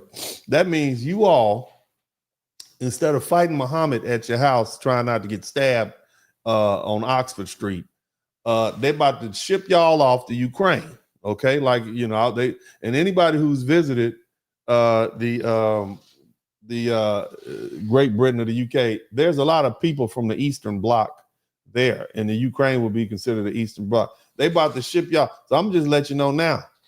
Okay, I'm gonna let you know now. Muhammad is gonna be banging your broad. Okay, Muhammad, you're gonna come back. You're gonna have some little colored babies with English accents. As you down there in Ukraine losing legs and getting hit with these Russian bombs, Muhammad is gonna be Mustafa and Muhammad and Ahmed they're gonna be banging all the white women. Okay, all the white women in England are gonna be pregnant. It's gonna be a Muslim country by the time y'all get through fighting the war in Ukraine. I just want you to know you're about to get drafted. And I know it's been a lot of folks talking stuff across the water about us dumb Americans. Somebody type America. They think we stupid. We smart enough to stay out of that damn war. That's what we smart. Y'all go fight your own wars. That's what you're gonna do. Muhammad is gonna be banging your broad while you down there dodging Russian missiles. That's what's gonna happen. Okay, you're gonna have a bunch of all your broads gonna be colorated. Okay, they're gonna be colorated. They're gonna be around there with burqas on while you down in Ukraine fighting. Y'all been talking. You think America so stupid, so dumb. Yeah, but guess what? We've been done. Okay, got you. We're not gonna save you from this war. We saved you in World War I. And this is why I don't know why you folks in the UK talk so much about America. If it wasn't for us, Russia would have pushed y'all off the map. Hit Skitler. Skitler would have bombed the bejesus out of London, and you would be speaking Germany right now, eating sausage. That's what you'd be doing. You'd be eating sausage. You'll be Germany West, eating sausage right now. Your kids will be going to indoctrination camps right now. Y'all better be thankful, hallelujah, for the United States of America. Somebody's typed thankful with an extra T in it for all the folks in the UK. Thankful. Okay, but now, since you've been talking all that blah, blah, blah, now you got a chance to show us how sophisticated y'all really are. We want y'all to get all your little weapons together. Because my man, I want you to hear what your prime minister said. Let's listen to what he said. To defend a deal in Ukraine. What you gonna do? And to guarantee the peace. How you The gonna UK do? is prepared to back this. How? With boots on the ground. Boots on the ground. That means y'all going to fight in Ukraine, and we're gonna be out here chilling, minding our business, unbothered. Okay, y'all. Anybody planning to go? Thank you, Donald Trump. Let them fight their own battles. Okay, we about to slide up out this NATO thing. Let them deal. Let their European business be European business. We're gonna deal with this American business. You understand? We gonna focus on here, this area. Okay, we good. This is what Donald Trump is trying to maneuver us out of. Yeah, you know what? Yeah, I know it says y'all need to pay y'all percentage, your GDP, 2% of everything you earn every year. If you don't put in, that gives me grounds to get out. Now that was back when he was first in 2016. Now it's about 35 countries in the NATO. And he's like, well, you know what? And some of them are actually paying their amount. Like Poland pays 5% of its GDP every year for defense. The United States only pays 4% of its GDP. But 4% of $25 trillion is a lot. But the bottom line now, Trump is like, well, you know what? I think we need to raise it to 6%. Y'all need to pay 6%. So basically, he's looking for a reason to say, you know what, y'all are not paying y'all fair share. I'm out of NATO. Because he don't want to have to send American men and women over to these foreign wars because these fools got people like Hot Pants that want to keep the war going for their own best interests. You understand what I'm saying? Look, I don't care what you say about Donald Trump. He is definitely he definitely knows people and he knows how to negotiate. He may not be the most articulate person, but the man is damn mob boss intelligent. Okay, he's mob boss intelligent. Keep listening. Planes in the air, together with others. Boots on the ground, planes in the air. Must do the heavy lifting. But that's what y'all gonna do. Peace in our continent, and to succeed, yes, this effort must. They're gonna draft all you Muslims and black dudes over there. They're gonna draft all y'all black butts, all you black Muslims. They're gonna get. That's how they're gonna get rid of y'all. They're gonna put y'all on the front line. You gonna be down there fighting arm in arm with them Yahtzees down in Ukraine. You know Ukraine got a bunch of Yahtzees down there. We talked about the other day. Y'all gonna be right next to the Yahtzees fighting against the Russians. They're gonna round y'all up. You want to be in the UK? You want to be in Britain? Oh, you want to be here, huh, bloke? Okay, here's a rifle. We're sending you down to the Ukraine to fight for the queen. That's what y'all, the king at this point. That's what you're doing. You're gonna get rounded up and sent away. Go ahead. This and shout out to everybody who voted for Kamala Harris. We would have been right there with them because Kamala was gonna leave us in NATO, just like Joe Biden left us in NATO. And now it wouldn't just be these European boots on the ground, it would be American boots on the ground. You understand what I'm saying? So recognize Trump is not even playing chess, man. Trump is playing like astrophysics, and these fools are doing basic math. But go ahead. Strong U.S. backing. Do you think you really do need the US? And if you do, hell yeah. Do you think the coalition of the willing will be enough to bring President? Somebody type coalition. Hey, y'all ain't got nowhere. Y'all ain't got nobody. No, stop lying. Y'all ain't got nobody. It's like, man, we got LeBron James, Kobe Bryant, Michael Jordan, Kareem Abdul-Jabbar, Wilt Chamberlain. This is who we got. We got Dennis Rodman. We got the all-time greats as far as when it comes to war and the war machine. And y'all got y'all got a D-League team, Summer League. That's what Trump you got. Back around. Thank you. Well, first in relation to last Friday, nobody wanted to see what happened last. Nobody wanted to see what happened. Zelenskyy but I do not wanted to see what accept that the US is an unreliable ally. The US has been a reliable ally to the UK for many, many decades and continues to be. There are no two countries We don't know that. as closely aligned as our two countries. I spoke to President. He hopes that we're going to continue to be a reliable ally. You hope that we are, sir. You hope. You don't know that for sure, sir. We good. Where y'all at? We good. We ain't coming over there. We straight. Keep Trump going. last night. I'm not going to go through the details of that conversation. You better not, because Trump was like, this motherfucker came over here and talking that, but that's why you don't want to go over the detail. Trump cussed you out. I don't know who this motherfucker think he is. You better get him in line. You better get your boy in line. Trying to sweat me. These goddamn Democrats all the way talking stuff about me. He lucky I ain't go upside the goddamn head. This is what Trump was saying to him on the board. You lucky I ain't go up the goddamn head. Around here disrespecting me. Ain't that right, JD? Yeah, man, I'm gonna go with tripping, man. I don't know what the hell. Yeah, we will whoop it. Let him come back over here again. Let him come back over here one more goddamn time talking crazy like that. He ain't ready. Get him up out of here. Shit, yards. Get him on up. That's what Trump was saying to him on the vote. That's why he said, I didn't want to disclose the discussion that we had with Donald Trump on the telephone. Because he cussed you clean out. And tell him I said it too. Damn. Get my blood pressure pill. I ran my pressure up around here. Look at this damn fool. All he had to do was sit down inside the goddamn papers. We would have been straight. Damn it. I would not be taking this step down this road if I didn't think that it was something that would yield a positive outcome. You hope it's going to yield a positive result, sir. In terms of ensuring that we move together, Ukraine, Europe. Let's see how he's trying to find his words. He don't want to piss. You know Trump is watching. Let me see what this motherfucker say on the goddamn TV. I ain't say none of that. I ain't say a damn thing. I ain't say nothing. Elon, yeah, Elon. Man, get over here, man, and look at this bullshit. Do we have money for this? No, sir, we don't. Hell no. I ain't say none of that. Not a damn thing. he keep on talking, stuttering and stuff. The UK That's what he's and saying. US he tipping around them words. Together towards a lasting peace. We are at a crossroads in history today. Man, he looked like he's sitting up there tight. It look he look at that boy. He looked like ooh, little ties crooked. The little second chin is coming down over there, boy. He looked like he don't make him mad. You're gonna be speaking Russian. You're gonna be eating borscht. Keep playing. You're gonna be eating borscht. This is not a moment for more talk. It's time to act. It's time to step up and lead. Yeah, y'all should have been 3 years. Y'all should have been stepped up and acted a long time ago.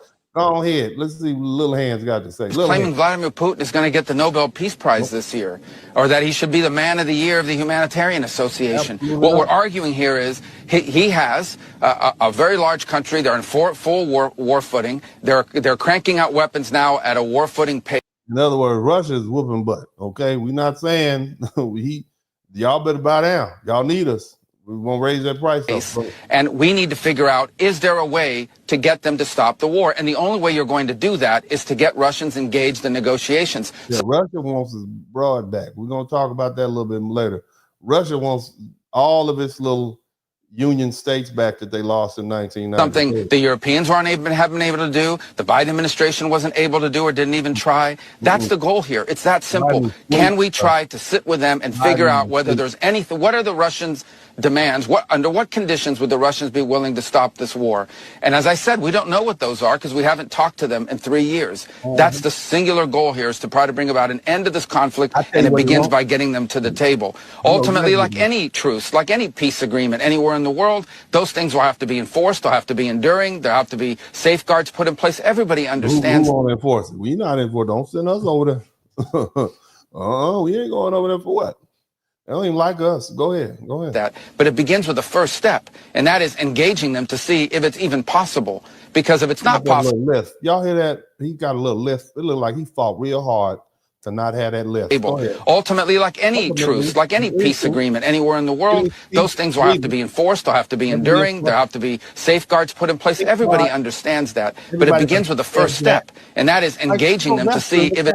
Oh my God, Sylvester the cat has returned. It's even possible. Because if it's not possible, then what we're looking at is a protracted stalemate with thousands of people dying, billions of dollars pouring in, and more death and destruction. And that's not something the president wants to be a part of. He's made it very clear. Everybody, you get a car, you get a car, you get a car. Yeah. Marco, I don't know how you end up working for the man. I want to share something else with you guys, and I talked about this too. No, that Zelenskyy. Now, here's the thing. We always make, and I ain't doing it, but a lot of people try to make Zelenskyy and Ukraine out to be these good guys. But you know, who was here the other night when I told you that the Ukraine was full of Yahtzee? Somebody type Yahtzee in the chat room. I want to make sure y'all hear that this little fella right here is going to put the smack down and let you know. Listen. You very well know that Zelenskyy and his predecessor rained down shot and shell on the people of East Ukraine for 8 years before Putin intervened in 2022, and that 14,000 people, most of them women and children, were killed in that onslaught. You very well know that Zelenskyy was preparing for a final onslaught, and shell. Hot Pants is out here. 1,000 people. Hot Pants is out here bombing people. You understand what I'm saying? Most of them women and children were killed in that onslaught. You very well know that Zelenskyy was preparing for a final onslaught, a final solution. And while I'm on that subject, you're always telling us how much you love the Jews. And for you guys who don't know, that's Piers Morgan, right? Let's keep how much you love the Jews. You're supporting a regime which puts up statues to Nazi collaborators, to generals of, of the Galician division of the SS. You are supporting is Jewish. You know that, right? You know Zelensky's Jewish, right? Do you? You know very well that all over Ukraine, the statues and the heroization of Bandera and the SS in Galicia and the mass murderers of Jews. That's all over the Ukraine. So all you Democrats out here, okay? All you Democrats out here who voted for Joe Biden, shout out to NS. This is where your money was. All you black folks, all you black people out here, I'm looking at you. And I told you already that you think that the Yahtzees are a Jewish people problem. They did look up Shark Island. We talked about that in detail. Okay. This is who Joe Biden's been sending your money to. This is who you've been voting for. Obama too. Obama sent him money too. For a nation that has Yahtzee statues up everywhere, according to this fella. You understand what I'm saying? And on top of that, my understanding is they are petitioning the Ukrainians, immigrants. They are now being issued Social Security numbers. So they're going to be getting your check. The Yahtzees, the people, this is what I just want you to hear. And I tell you to vote your interest for a reason. Clearly, this is not in your interest. Okay? To save a nation full of Yahtzees, spend money you don't have, and then bring them over here so they can get your Social Security money and be Yahtzees. It's like saying there's no racism in America because Obama. I'm going to let this play again in full force because Zelenskyy is Jewish, you know that, right? You know Zelenskyy is Jewish, right? Do you? You know very well that all over Ukraine, the statues and the heroization of Bandera and the SS in Galicia and the mass murderers of Jews. That's like saying there's no racism in America because Obama was briefly the president of the country. The entire western part of Ukraine played a decisive role in the mass murder of Jews and Poles and others in the Second World War. And now they are heroizing the heroes of the SS and the other collaborating forces. A tiny number of people do that. Now, the western part of Ukraine is the part that Russia invaded. Okay? The western part of Ukraine is the part that Russia invaded. All right? I want you to understand that. The western part of Ukraine, where the Yahtzees are, is the part that Russia invaded. They were even saying, we gotta stop these Yahtzees. Okay? It was also filled up with people who I'm gonna let you well, actually, let me double check that. Let me make sure. Well, no, I'm tripping. It's the eastern part of Ukraine, but the bottom line is they have a problem over there. Let's let this fella finish talking. Of the country, the entire western part of Ukraine played a decisive role in the mass murder of Jews and Poles and others in the Second World War. And now they are heroizing the heroes of the SS and the other collaborating forces. A tiny number of people do that, as you well know. Tiny number of people. When all these things become clear. Let me ask you, why do you support? Yeah, a tiny number of people. Look, let me. He gonna look. Let's why do you support? Okay, let me ask you why do you support? Why do you support? Piers is trying to change the subject. Look, he's trying to. Hold on, let's move on now. Let me finish. You're going to be sorry for all the heroization of him that you have done. So just for you guys, so we can be accurate up in here, okay? So this is Russia. All right, this is the part that's been invaded. This is Crimea, okay? This is Kiev, which is the capital of Ukraine. And so Russia basically invaded this part. And hot pants, Zelenskyy said, we want to push them back up out. And Trump said, how are we going to push them up out of there?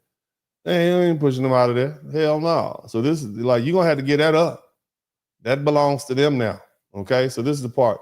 And so when referring to the western part of Ukraine, they're saying these people over here in this side, over there by right under the sign that says the name that says Belarus. Let me see if I can make that bigger.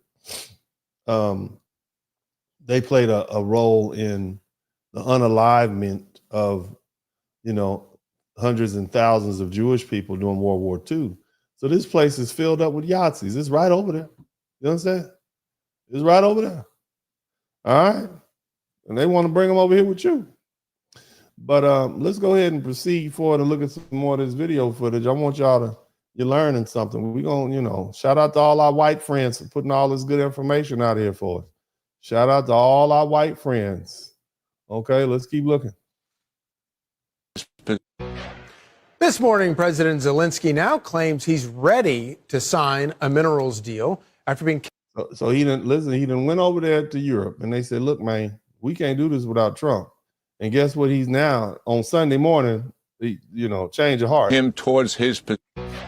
This morning, President Zelenskyy now claims he's ready to sign a minerals deal after being kicked out of the White House on Friday. But with the agreement in limbo, how long can his country realistically battle Russia without U.S. support?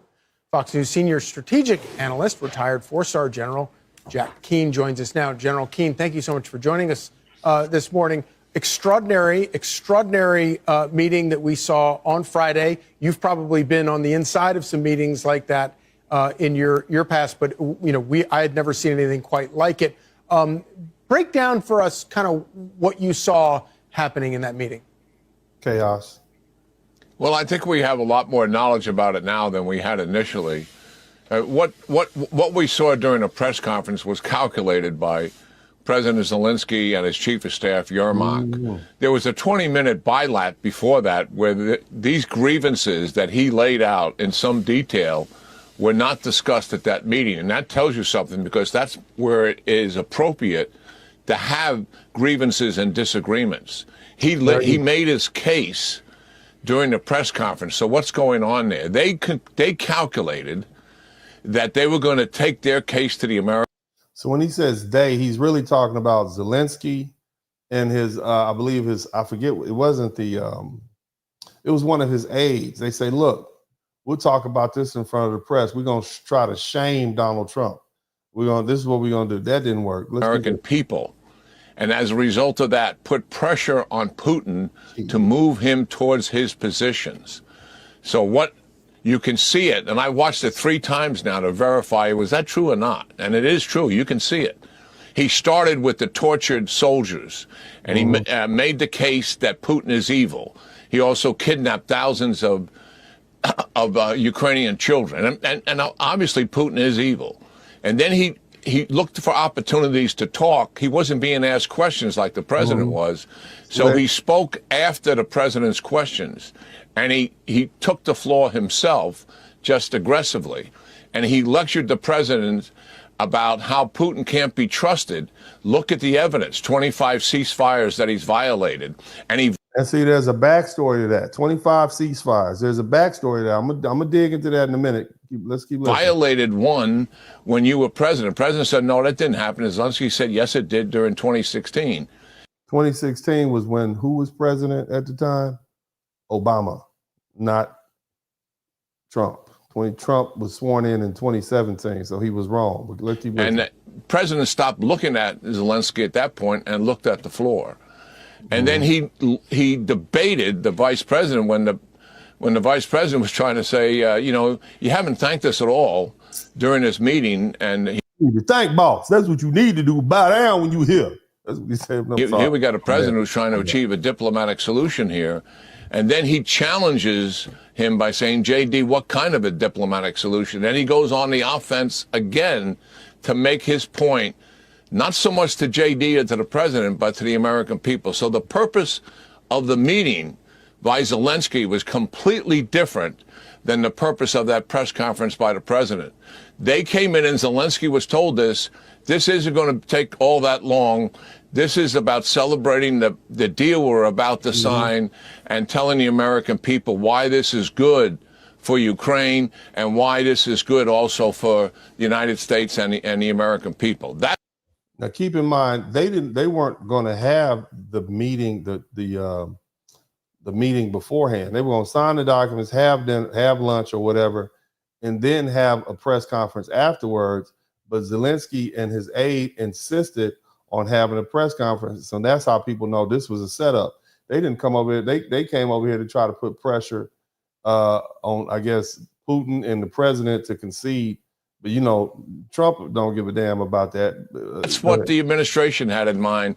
Zelenskyy had something completely different in mind. And that's why he pursued it. The administration knows this, and that's why they're frustrated. Not so much what he said, but where he said it and when he said it and what he was trying to do to manipulate the American people. Absolutely fascinating, General Keane. Do you think that he was not expecting for there to be blowback? And do you think, did he actually accomplish what he had hoped to accomplish? It seems like it. That cocaine had him thinking that this was going to work. That's what it was. Shout out to all of he tweaking, because I had some video up the other day. Looked to me like he was tweaking. It looked like, oh, Zelensky's a tweak. I think I got some video footage of him. See, you can't, that's why you got to leave them crackheads alone. Crackheads ain't got good sense. You understand what I'm saying? You ain't got good sense. You out there tweaking. And you mess with that white girl, and that white girl got you thinking straight. You ain't thinking straight at all. You understand what I'm saying?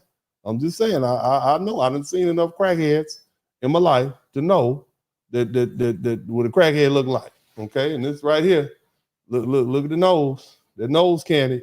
There it is. Do it again. What'd you say?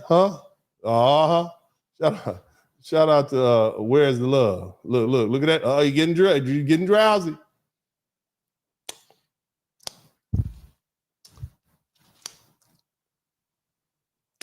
Look at that. You got that twitch. Hard for him to sit there like that. Look at that. It's hard for him to sit there. That cocaine. He looking for a bump. He looking that boy need a bump. That's what it is. Okay. So let's not confuse this. They said that's why Trump said y'all need to get somebody else in here. This fool is too high to be up in here. He out here bumping in the middle of the day. That's what happened. Okay. I just want y'all to understand that that's what happened. He ain't got good sense. Got there tweaking and scratching. Okay. And then when he went on an interview later on with the other cat, I forget his name, Brett Hume. It was the one that interviewed Donald Trump. He went on there with Brett. He was all right then. Okay. He was all right then. He ain't all right. Ain't all right now. Not on that one. Right there, he needed that hit. Okay. He had to go down there to Washington, D.C. It was somebody who knew somebody who knew somebody that give him a little bump so he can level off. Okay. That's what he needed. Okay. And he couldn't get his mind right until he did that. And that's why, by the time he got back to Europe, he was like, okay, cool. And they was like, dog, you need to go back over there and talk to Trump. You made a fool of yourself. Like, what? You out here looking foolish, and we need that man, because other than that, we all are going to be over here speaking Russian because of you. Okay? You give it. The man obviously don't want to be part of NATO anymore, and you making it easy for him to get on out of here. All right, let's keep listening and learning. Was talking about the spat in the Oval Office. Was it a setup? Was it not a setup? Who set up who? Was it Zelenskyy who set up the others? Was it Trump or Vance who set up Zelenskyy? Who knows? Rita and James, what did you make of it? What exciting television. Donald Trump was right about that, wasn't he? Indeed. Oh, it was exciting television, and I've been just as excited and appalled by some of the so-called analysis in the aftermath. Clear that most of those doing the analysing haven't even bothered to watch the full 53 minutes. Hold on a minute. We only got 600 likes up here, man. Y'all hit the like button, man. What's wrong with y'all? Hit the like button now. I don't require you to do anything but hit the like button. I don't ask. I don't beg for your money. Okay. If you learn something, I should earn something. But you're gonna have to hit that like button, and you have to be a subscriber. One day, I'm gonna put members only, and you're not gonna be able to participate in the crowd participation. Shout out to Where's the Love. I need y'all to hit that like button. We got 600 likes and a bunch of people up in here looking at me breathe onto the computer.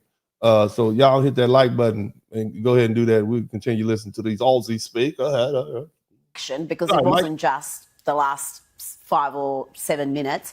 And it wasn't just the 53 minutes. It's everything that has led up to that. And Annalise Nielsen just did a very good bit of analysis on Sky News, and it's one of the rare ones that you see from the Australian media, because it is such surface level, born so much out of ignorance. If you've been paying attention to US politics over the last 4 years, certainly the last 2 years, nothing that happened should surprise you.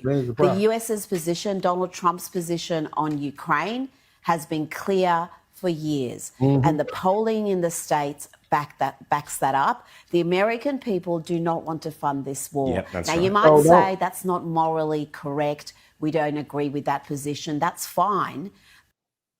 We ain't got nothing to do with morals. We don't want to pay for nothing that we don't have to pay for. We want to keep our money. But that is their position. They don't want to pay for this war. They want Europe to pick up the slack. But I think you have a really good point there, Reza. The point is that you can still support Zelensky from a moral point of view. Russia should not have invaded. Well, you can talk about the whole background, and that's a separate thing. But James, you don't invade another country, so that's fine. Russia should not have invaded. But there's only two ways forward. One way is you stop the war now, you draw a line, and you stop killing. The other way is one side has to win that war. Well, no one's going to defeat the Russians. You're just not going to do it. Maybe, you never know, in some fantasy novel you could. It ain't going to happen. Alternatively, could the Russians defeat the Ukrainians? Probably.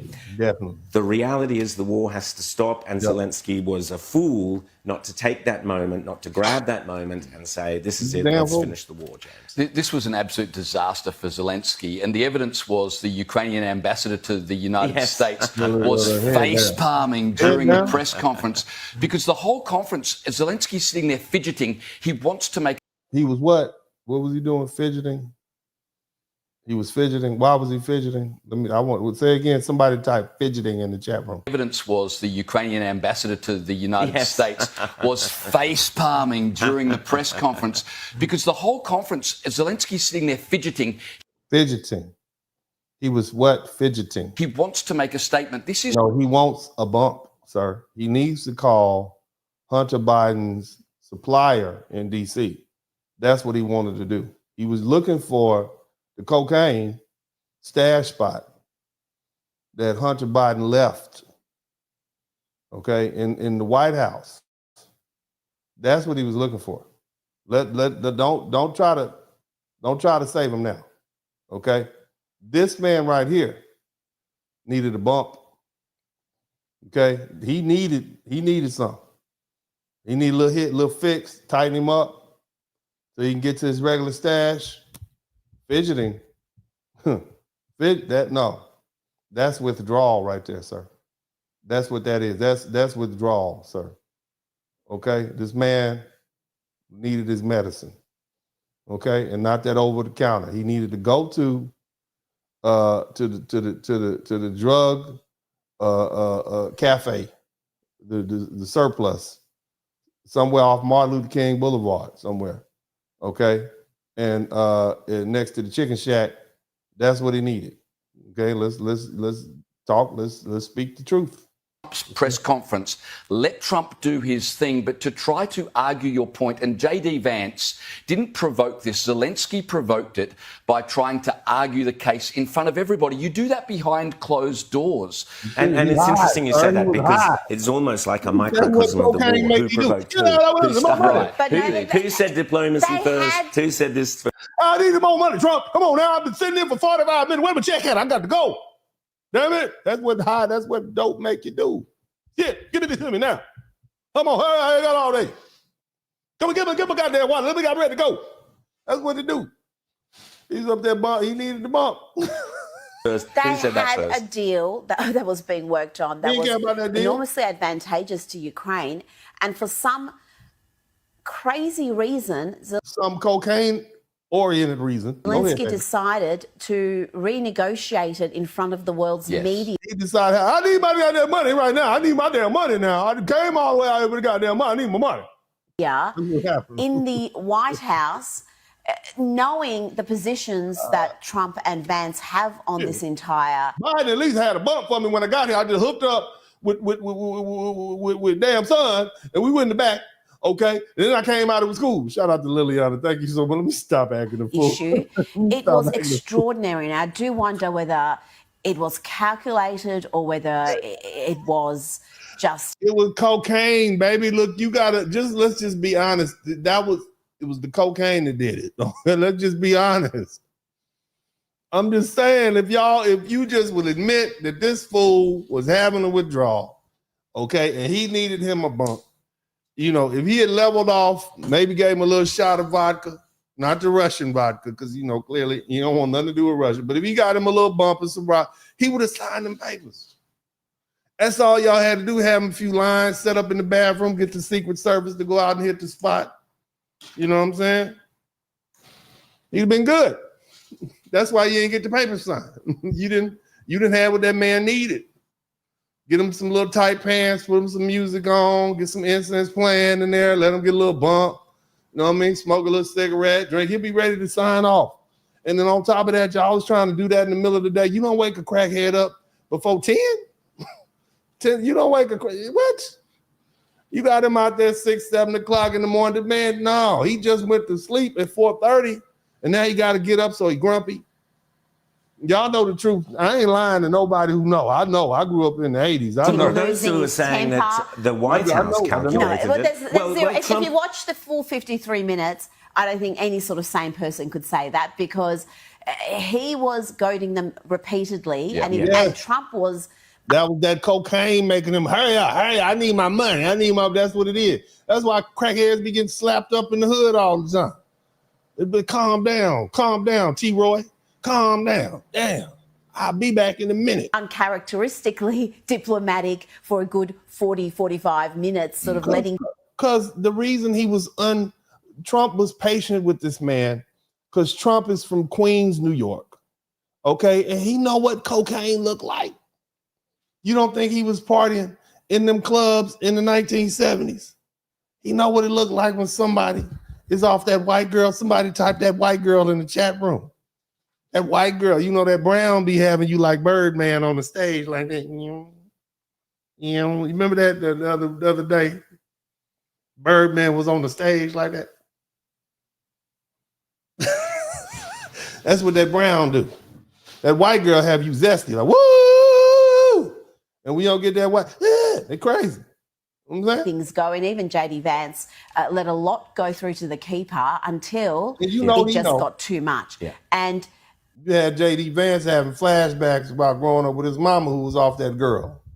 You know what I'm saying? I'm trying to tell y'all, I know what I'm talking about. I know what I've seen. You know what I'm saying? I know what I'm talking about. I've seen it. One thing we've got to talk about is, again, morally, of course, Russia is in the wrong. Putin is in the wrong. They should not be invading a smaller country. They should not be taking advantage of the weakness in the White House at that time to do that.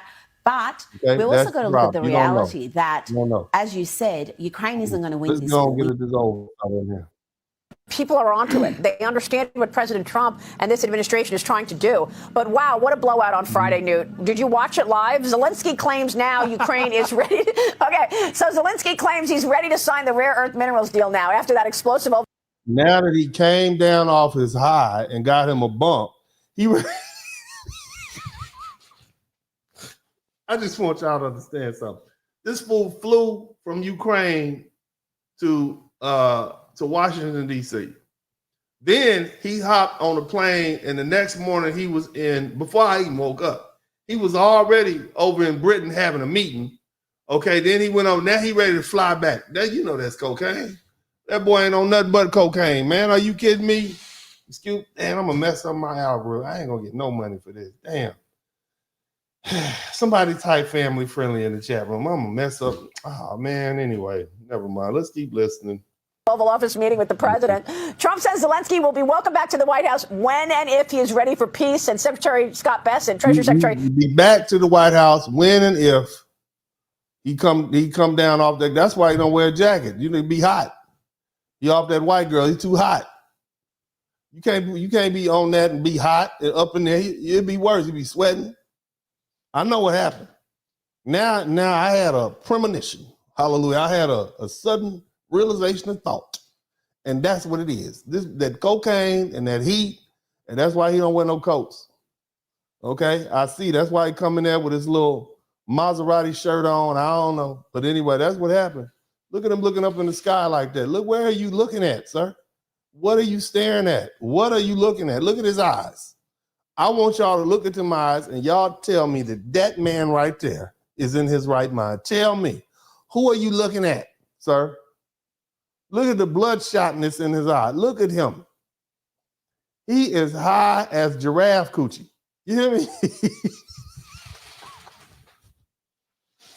His eyeballs are fully dilated. Do you hear me? Look at this man.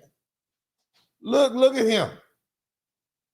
He barely hold. He got the cocaine on his. He got the white girl on his mustache right now, man. Don't stop playing with me. Said as of now, the deal is no longer on the table. Just in time for Zelensky says he's ready to sign. How do you see all of this?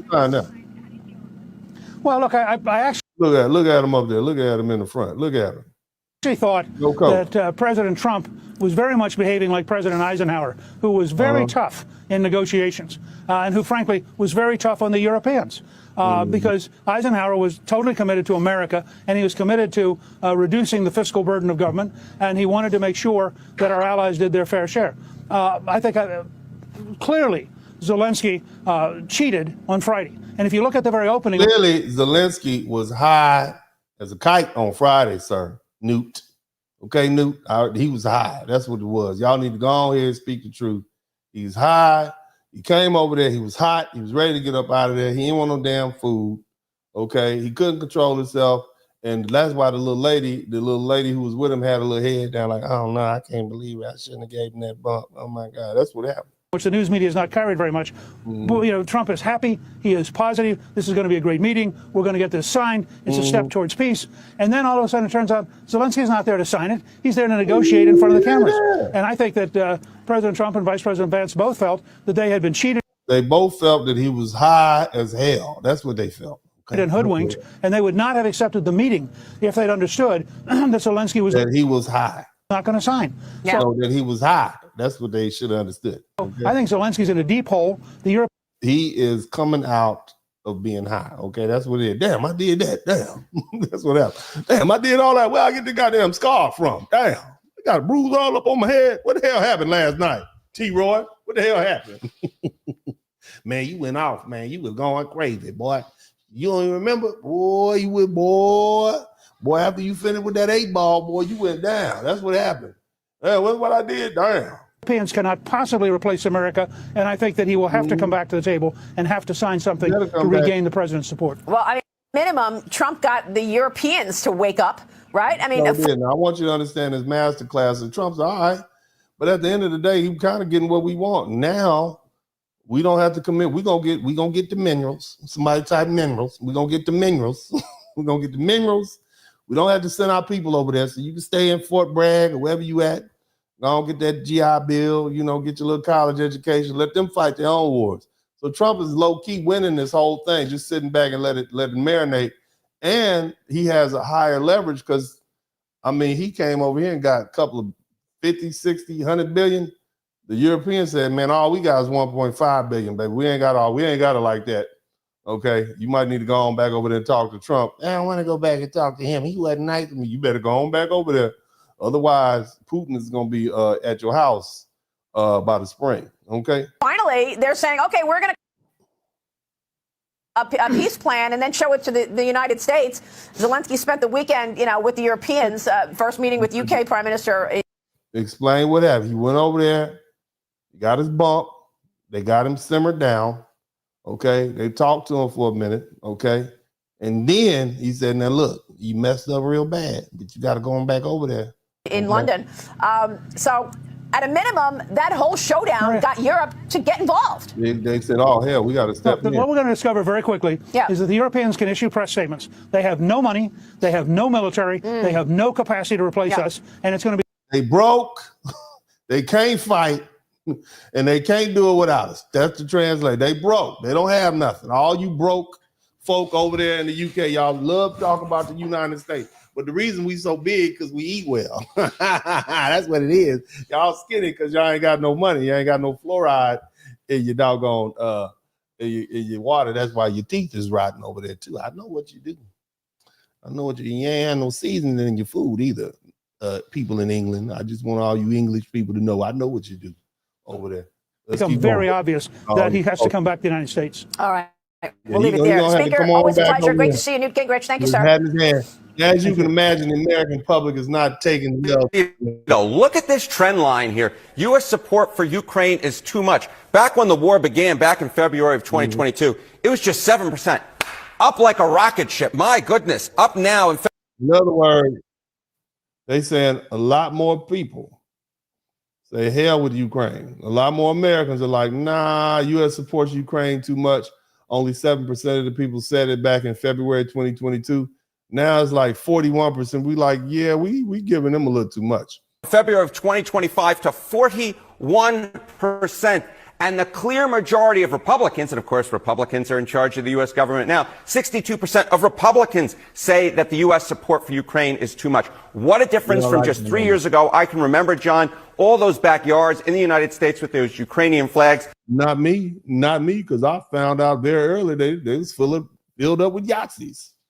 I'm like, why are we sending these Yahtzees money? Why are we giving them our money? Why is my tax dollars going to support the Yahtzees? Let Russia have his broad back. You know what I'm saying? Far fewer of them today, as Americans' opinions on Ukraine have changed dramatically. What about opinions? We found out they taking our money and buying yachts and snorting that white girl with it. That's what we found out. Okay, and partying and having a good time. That's what we found out. We've seen those Eastern European movies. Okay, we saw them all. They, the Bourne Identity. What was the other one? Taken. 1, 2, and 3. We know what you're doing over there. Okay, we know what you're doing. We ain't really trying to send our money to Yahtzees who's out there snorting that white girl. Okay, the Ukrainian president. Right. Obviously, if you would expect changes amongst the public on feelings towards Ukraine, feelings towards Zelenskyy have changed also dramatically. Look at this. Yeah. Confident Zelenskyy will do the right thing when it comes to world affairs. Confident that Zelenskyy will not be high, okay, when he's negotiating. Let's hear it. Back in 2022, it was the clear majority, 72%. You didn't think he was going to be through the floor. Through the floor by 2024. Just 48% of Americans say that they're confident that Zelenskyy will do the right thing when it comes to world affairs. 52% of y'all think he's going to be high as hell. Well, that's what we think. And GOP confidence has also plummeted dramatically. Now the clear majority of Republicans are not confident that Zelenskyy will do the right thing when it comes to world affairs. Really a real trend line, ones you rarely see in the American public when it comes to Ukraine and Zelenskyy. Confidence in both going down through the grades. Look, some allies of President Trump have targeted Zelenskyy with harsh criticism over the last few years, and it could be that that's having some impact here. Absolutely. The Republican establishment, the Republican electorate has moved as the Republican establishment and Republican leaders have moved. Something very quick.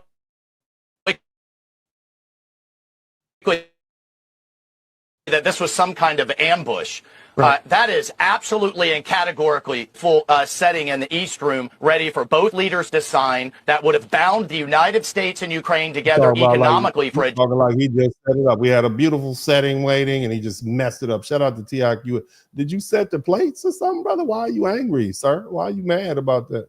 Beautiful setting in the East Room, ready for both leaders to sign. That would have bound the United States and Ukraine together economically for a generation, for critical minerals that we need, economic investment that they need. And that would have been in the heels, Charlie, of having the Prime Minister of the United Kingdom, who says he's ready to put boots on the ground, the president of France, Macron, who's ready to put boots on the ground, NATO Secretary General that the president had just spoke to about broader security guarantees. So this really could have been and should have been a positive moment for Ukraine. And then we go to cocaine problems. That's what you went to crackhead problems, sir. That's what happened. It could have been positive, but you had a crackhead in the Oval Office. It wouldn't be the first one, but that's what happened. Okay, so let's just call it like that. I wish y'all would just tell the public. If they would just tell the American public the truth. Look, we didn't know he was on that girl. We didn't know he was on that white. We didn't know he was using that Colombian flake, that Peruvian nose candy. We didn't know. Okay, if we had known, all right, we'd have let him dry out. We'd have put him in the backyard. We got a hot tub back here that the Kennedys used to use, and we'd let him dry out for a little while. Got him some coffee. Tried back again after about 3 o'clock. You know what I'm saying? But that didn't happen. So tell the truth, sir. Just tell the truth. Tell you know you was dealing with. You didn't know who he was. Now you know. Okay. Well, let's go ahead. Further negotiating with the Russians, bring this war to an end, and move the world forward and stop the death and destruction. But instead, what became clear, and I think what has the president became clear was he was off of that white girl. He was high. That's what became clear to me. Okay, from looking at the man's antics. Okay, so frustrated and frankly angry is that it's not. He's angry that he was off that booger sugar. He was angry. clear that Zelenskyy truly wants to stop the fighting. And he came in, even though he was warned not to, determined to litigate all of that. We told him, don't come in here high. Okay? Trump don't like that in the White House. Okay? Don't come up in here high. And he came in there high anyway. We told him, don't come in here high. Come in, sign the papers. We're going to be cool. It's going to be good. We got some fish and some fish tacos and some yam, sweet potato fries in the other room. But we're going to give you some Diet Coke, sweet potato, whatever you need. Okay? But don't come in here high. Okay? He came in there high anyway. In front of the entire world. In front of the and the vice president said enough is enough. The president said enough is enough. And I got to tell you, this was the wrong approach, wrong time in history, and definitely the wrong president to try to do this kind of. We don't do. Hey, you could have tried that with Joe Biden because the son is off that thing, that girl. Okay, we know that Hunter Biden is hunting for something, all right. Okay, we know what he's looking for, but you can't do that with Trump. He's not about that. All right, now you done messed up real bad, real bad. Let's listen to this little excited fella right here. No, what the fuck? This is it now. I think this is going to be the final straw for many fucking. Now this is a little angry little British man. Go ahead, little angry British man. Go people ahead. in the UK. Rodney is currently in Ukraine signing away a 100-year deal where he is pledging that once there's peace in Ukraine, the UK will rebuild Ukraine. Y'all got it. Let me just say that again. The UK, he is tying the UK into a 100-year deal where the UK will rebuild Ukraine. You know what this is like? This is like when you got a relative that's been hanging out at your house and like everybody else has been saying, oh, you need to treat Shaniqua and them, her kids better than you treating them, blah, blah, blah. And then you're like, all right, okay. And then they go over to the other relative's house and then they come back complaining about all the stuff you was complaining about. Ukraine is like something like a leech right about now, okay? And nobody want to look. You need to go on. You got a lot of potential, but you need to go on out there and find your destiny, Ukraine. You need to go ahead. You might need to go back with Russia. Y'all might need to hook back up and just try to make the best you can. I know it's a hard relationship to be in, Ukraine, but like really, like that might be the best place for you. I mean, you know, Ukraine, I know you and Russia, y'all have like a tumultuous relationship, but I mean, one black eye a year, that ain't really bad. I mean, the big picture of things, just one black eye, you could deal with that stuff. You know, I mean, I know it's hard to hear. But because, you know, over here, we don't even have a lot of room, you know what I'm saying? And, you know, and we trying to expand our family, you know what I'm talking about? So you might need to just go on back over there and be with Russia because, you know, we really, you know, we might move, you know what I'm saying? And like, we don't feel comfortable, like with people in our house when we're not here, you know, and we trying to rent, you know, so you might need to go back, just make them a meal, make Russia a meal, Ukraine. I want you to go ahead and just cook him his favorite borscht. You know, maybe, I don't know, call his mom, you know what I'm saying? And see if y'all can talk, see if y'all can have a conversation, because you can't stay here. Okay, you can't say that's what now you got that's the type of relationship. But let's keep listening to this stuff. And he's also signing up British troops to police Ukraine and also police a peace deal and after. What the fuck is this? Putin, now is your chance to make a lot of fucking Westerners in the UK fucking happy. Hold on a minute. Hold on. Let's look. He got angry quick. That escalated quick. Through my discussions over recent That's what he mad at. We've agreed that the UK, France and others will work with Ukraine on a plan to stop the fighting. Then we'll discuss that plan with the United States and take it forward together. We will go further to develop a coalition of the willing to defend the deal in Ukraine and to guarantee the peace. The UK is prepared to back this with boots on the ground and planes in the air, together with others. Okay. Europe must do the heavy lifting. Now, hold on a minute. Did you hear this gentleman here? Did you hear him? Ukraine and also police a peace deal and after. What the fuck is this? Yeah, I don't think he's happy about that, sir. I don't think he's happy. And to He seems succeed, a lot more excited this than you. effort must have strong US backing. Do you think you really do need the US? And if you do you think the coalition of the willing will... Well, let's go back to him. It's your chance to make a lot of fucking Westerners in the UK fucking happy.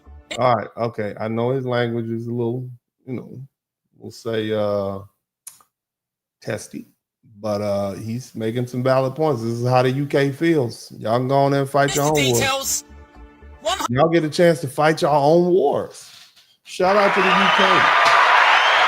You all are always talking about how us Americans are out there, fighting wars and waging war and eating our McDonald's. Well, now you all have a chance to fight your own wars. I'm so proud of you at the UK. We're proud of you. We're going to sit back and hang back and watch. We got getting our TikToks ready.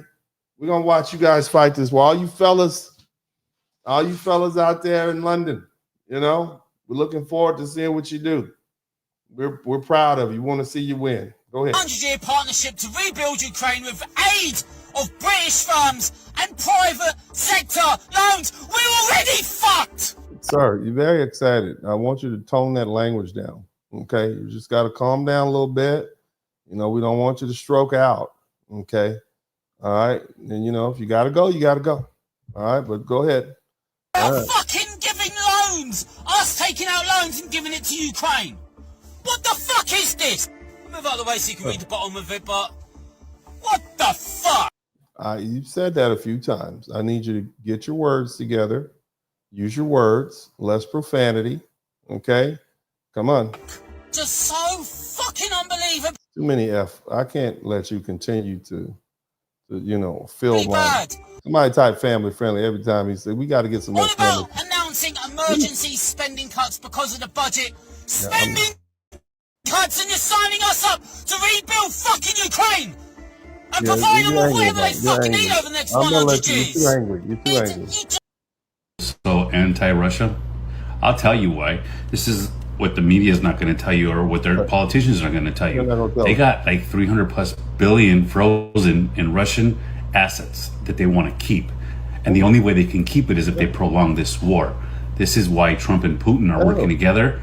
And Putin's come out and said, hey, why don't you come help us explore our minerals here in this country, and we work together along with whatever you're going to be doing in Ukraine. Well, basically, what you're saying is Trump and Putin is like, man, look, we can share these broads, man. I ain't tripping on that, baby. That's what the rest of America doesn't like. That Trump and Putin are like, look, man, I'm a pimp on the west side. You a pimp on the east side.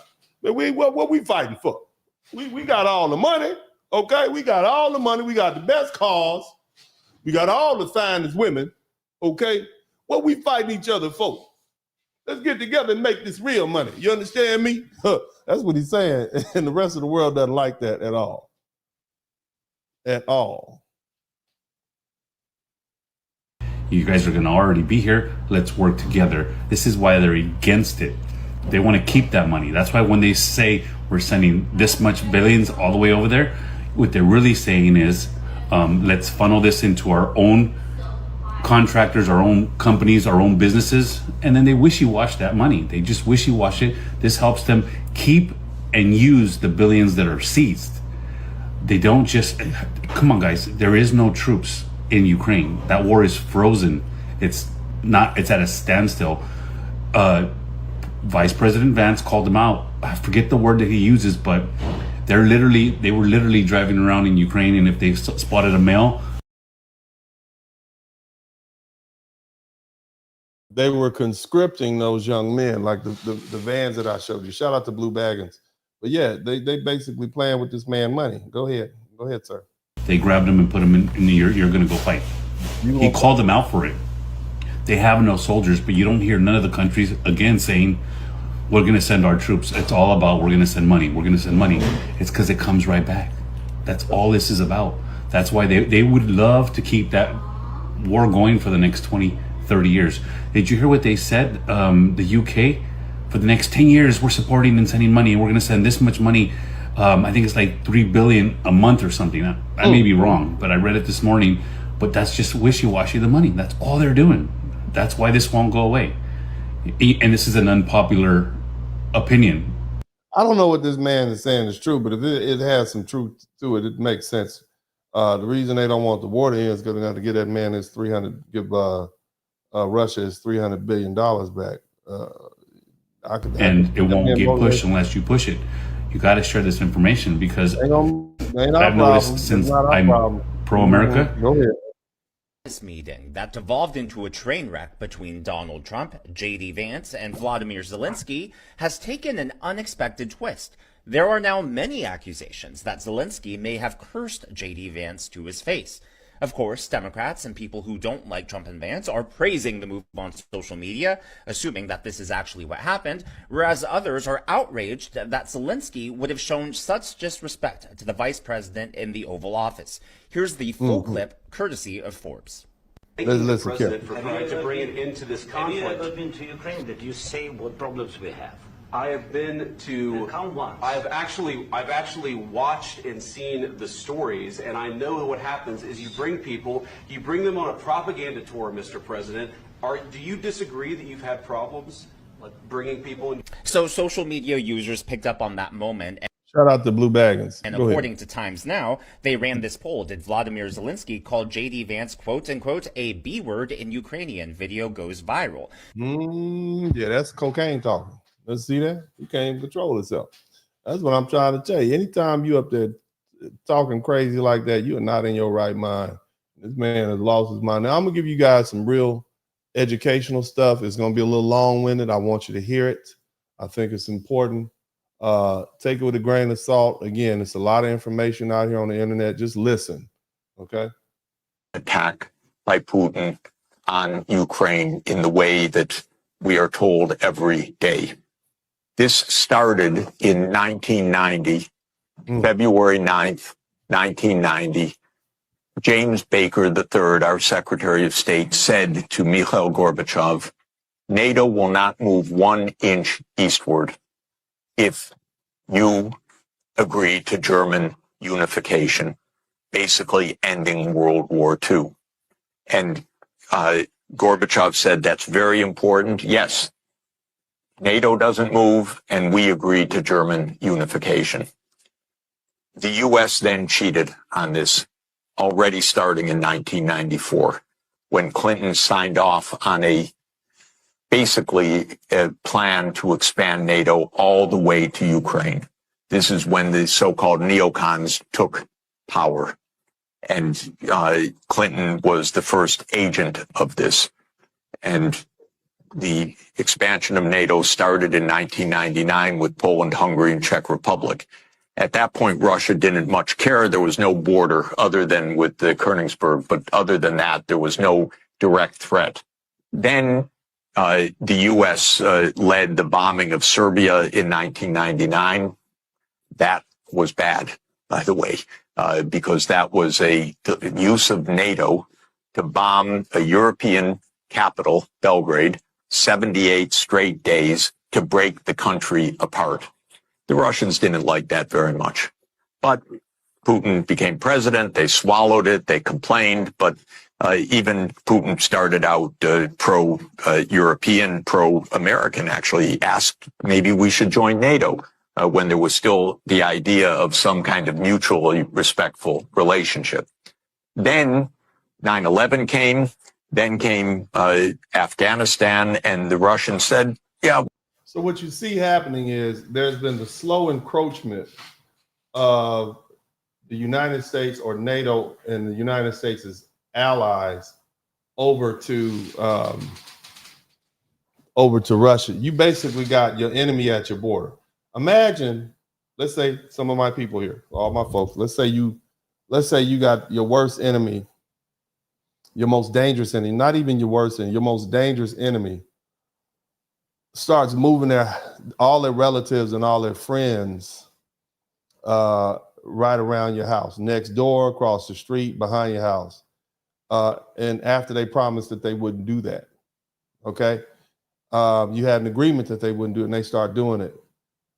And you're just supposed to sit there and not be We'll concerned. support you. We understand to root out terror. But then came two other decisive actions. In 2002, the United States unilaterally walked out of the Anti-Ballistic Missile Treaty. This was probably the most decisive event, never discussed in this context. But what it did was trigger the U.S. putting in missile systems in Eastern Europe that Russia views as a dire, direct threat. In 2004-5, we engaged in a soft regime change operation in Ukraine. But in 2009, Yanukovych won the election and he became president in 2010 on the basis of neutrality for Ukraine. That calmed things down because the U.S. was pushing NATO, but the people of Ukraine on the opinion polls didn't even want to be in NATO. They knew that the country is divided between ethnic Ukrainian, ethnic Russian. What do we want with this? We want to stay away from your problems. So in February 22nd, 2014, the United States participated actively in the overthrow of Yanukovych, a typical U.S.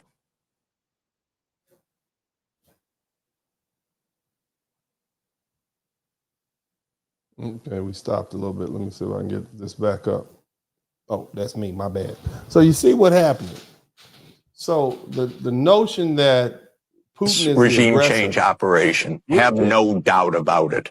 And the Russians, when the mass media says Putin is, and look, I'm pro-America. Yeah, if you our enemy, I want our people to be right up next to you. We won't keep an eye on you. We gonna look what the hell you doing over there.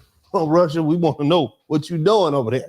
Yeah, we're gonna put our tanks and bombs and missiles right there. I'm pro-American.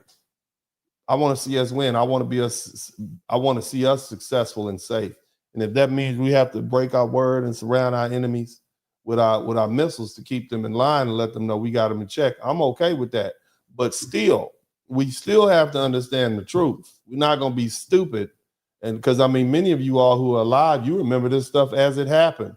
This is just really a reminder. Let's did us a favor. They intercepted a really ugly call between Victoria Nuland, my colleague at Columbia University now, between her and the U.S. ambassador to Ukraine, Jeffrey Piat, who's a senior State Department official till today. And they talked about regime change. They said, who's going to be the next government? All of this is to say, the U.S. then said, okay, now NATO's really going to enlarge. And Putin kept saying, stop. We promise no NATO enlargement. It's been, by the way, I forgot to mention in 2004, Estonia, Latvia, Lithuania, Bulgaria, Romania, Slovakia, Slovenia, 7 more countries in the not 1 inch eastward. And then, okay, it's a long story, but the U.S. kept rejecting the basic idea, don't expand NATO to Russia's border in a context where we're putting in goddamn missile systems after breaking a treaty. 2019, we walked out of the Intermediate Nuclear Force Treaty. On December 15th, 2021, Putin put on the table a draft Russia-U.S. security agreement. You can find it online. The basis of it is... I'm going to explain this in more detail, but I want you to hear it from these people who are professionals and who study this business and who are into geopolitics. And then I'll explain it to you again so you understand. And I'm 100% pro-American. I'm pro-military, pro-strong defense. But we still have to understand the context of why Russia invaded Ukraine. Okay, that's all I'm saying. Now we're at the point, all of the former Soviet bloc nations, not all of them, but many of them have joined NATO. Okay, is the North American Strategic Alliance or something like that? I don't know what it's called. North Atlantic Strategic Alliance, I don't know. I'm messing it up. Organization. Anyway, we're going to get together, and if one of us fight, all of us fight. And now you got the people who used to be in our country, used to be part of our Soviet Union, the Union, as members of NATO. So we now surrounded by enemies. And then not only are they part of NATO, but you put missiles at our border. So instead of you being way across the Atlantic or way across the Pacific, now you got missiles pointed at us. They can get here in 5 minutes, 2 minutes, 3 minutes. So that's what you need to understand. Now, again, that's good for America. I support it. But at the end of the day, we need to understand why, this whole situation where, in other words, it is our American arrogance to think we can just push our way into these other people's countries. This is where we are. I know it's boring as hell, but no NATO enlargement. No, baby. I called the White House that next week after that. And what'd you say? Begging them, take the negotiations. Putin's offered something. Avoid this war. Oh, Jeff, there's not going to be a war. So you lied to. Announce that NATO's not going to enlarge. Oh, don't worry, NATO's not going to enlarge. I said, oh, they lied. You're going to have a war over something that's not going to happen? That's what happened. Why don't you announce them? And he said, no, our policy is an open door. This is Jake Sullivan. Our policy is an open door policy. Yes. Open door for NATO enlargement. That, in other words, we're going to keep on doing what the hell we want to do because we the biggest, baddest monkey on the tree. That's why. We're going to keep doing it. Can't nobody stop nothing we do. We America. We slapping.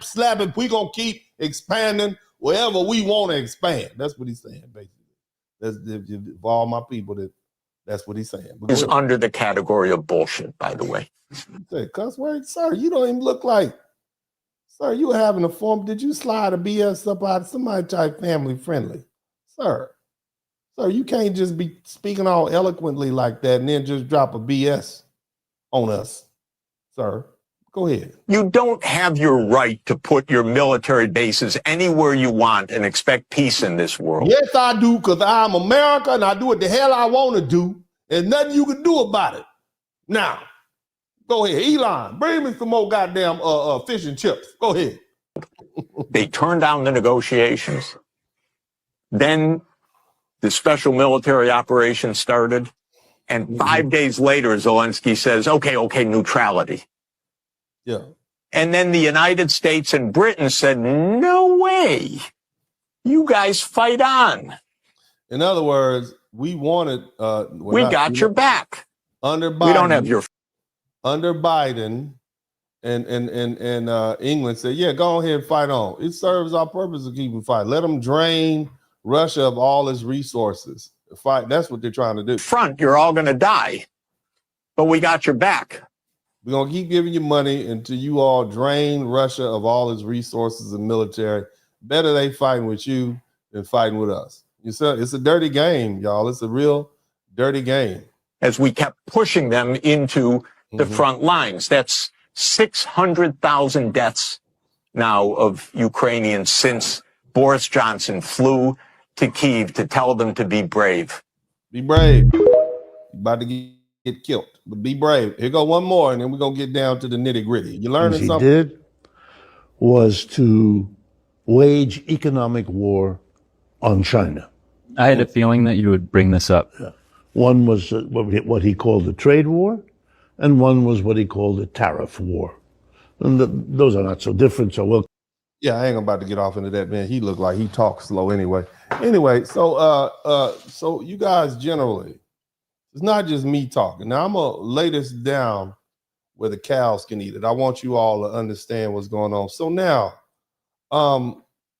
again, most people, and when you look at it again, we're going to learn something. I'm going to teach you something. We learn something. We're going to enjoy ourselves.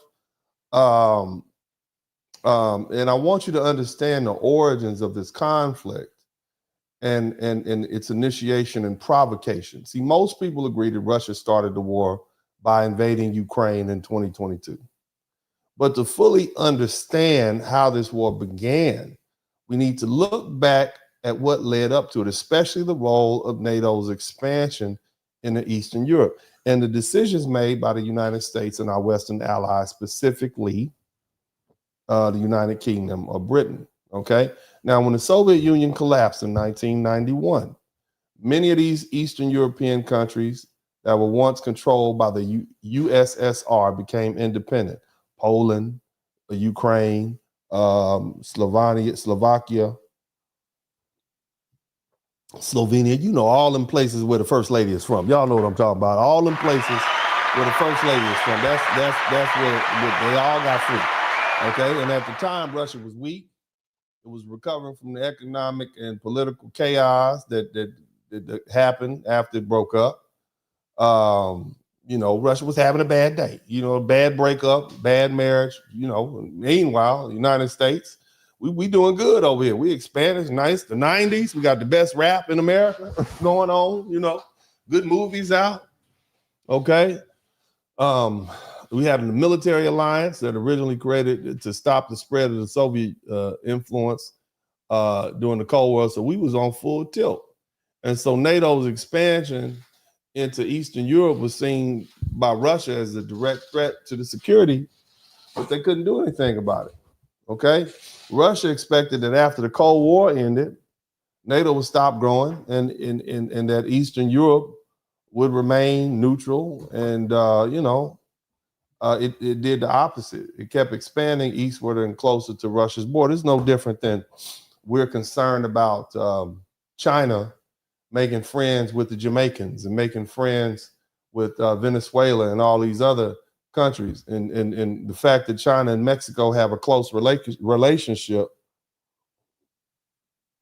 so much so that the cartel is getting their fentanyl from allegedly from China. Okay. Now, again, here's some, so that concerns us, right? Because we know that is our adversary, our enemy. So 1999 expansion, Poland, Hungary, the Czech Republic, they joined NATO. 2004, 7 more countries joined NATO, Estonia, Latvia, and Lithuania, okay? And these are all nations that border Russia, and this made Russia feel very uncomfortable. They felt vulnerable, you understand me?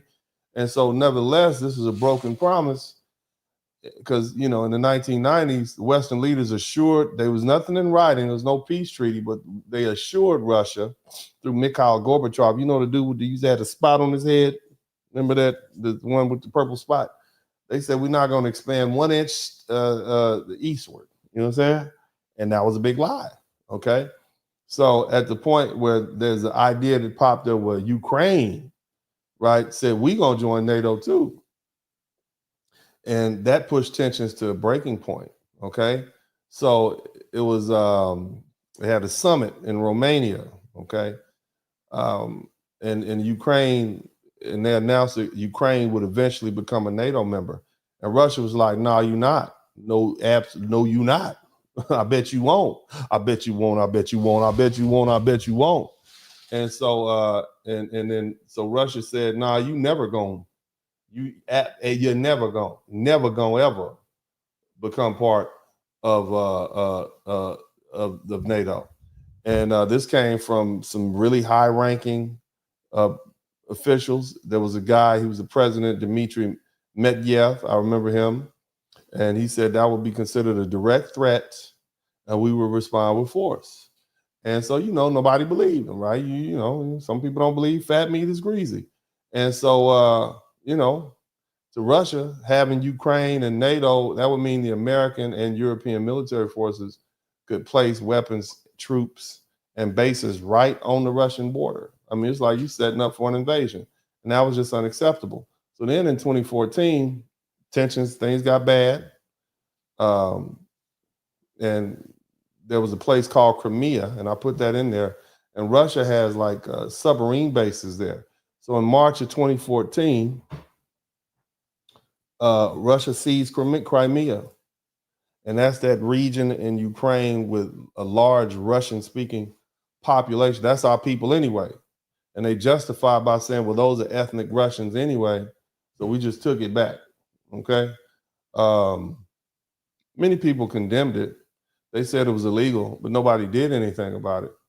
And so now the war in Eastern Ukraine, that's what we're dealing with right now. After Crimea, fighting broke out in Eastern Ukraine, where you had these pro-Russian separatists who said, we don't want to be part of Ukraine anyway. We want to get back to Moscow. Because see, after the breakup, there were still people who were of Russian descent, who were ethnic Russians who, you know, yeah, we just got caught on this side of the line. but we really are down with Moscow. Okay, we're really down with the Soviet Union, and so a war started. You see, and this conflict has been ongoing ever since, even before Russia's full-scale invasion in 2022. So here's the thing: there was a guy. His name is Zbigniew Brzezinski, and he's a well-known foreign policy expert. And he wrote a book called The Grand Chessboard. All right. And he explained that Ukraine was a key piece in the struggle for power between Russia and the West. And he warned that if Ukraine became too closely aligned with NATO and the US, it could lead to serious consequences, including war. Okay. And so that's where we at now. You understand? So, you know, Trump is like, yeah, let them have their broad back. You know, let that ain't our problem. We're not about to fight and die with this. Now, the question you all need to be asking yourself, brothers and sisters, is who wants to keep this war going and who doesn't? Okay. And there's a lot of dirty truths, you know, and I don't want you to make any mistake. This war could have been avoided. It could have been stopped today. But these powerful forces don't want to end it. They thrive on chaos. They profit from destruction, and they'll sacrifice countless lives to keep this machine running. Okay. No one over here, we don't want a war, do we? Because we usually are the ones that have to pay for it. Now, they keep bringing up the fact that Putin violated 25 agreements since 2014. He probably did, because he realizes that if Ukraine becomes part of NATO, which they said they would, then that's going to be a problem for them. You see what I'm saying? Now, your boy Hot Pants, Volodymyr Zelenskyy, presents himself as some type of wartime hero. You see him out here parading around and everything. But the truth is, you know, he is not, okay? His actions tell another story. See? In normal times, Ukraine would be holding elections. But Zelensky's indefinitely postponed this election, citing the fact that we are at war, okay? Now, so he benefits from that. He's allowed to cling to power without a democratic vote. And he knows that if elections were held today, he wouldn't survive politically, and he would lose power, and who knows what would happen to him after that, okay? So he's denying his Ukrainians their own vote. Now, the other thing is they are out of water, doggone it. They're desperate to get people to the front line. So they've been men between the ages of 18 and 60. Imagine 18, you 60 years old. And they are dragging you to the front line. You're banned from leaving the country. You can't leave the country, and they're dragging you to the front line, whether you want to fight or not. You 60 years old. You understand? So they drafting the unwilling. Nobody is spared. There's a young story of a young boy with Down syndrome forced into the military service, forced to the front lines. And the only people that seem to be able to escape are the ones that, if they're wealthy enough and they're connected enough, they can find an escape. They can basically bribe somebody, fake like they have disability or something like that. But for the most part, if you're poor, you're going to fight and die. You see what I'm saying?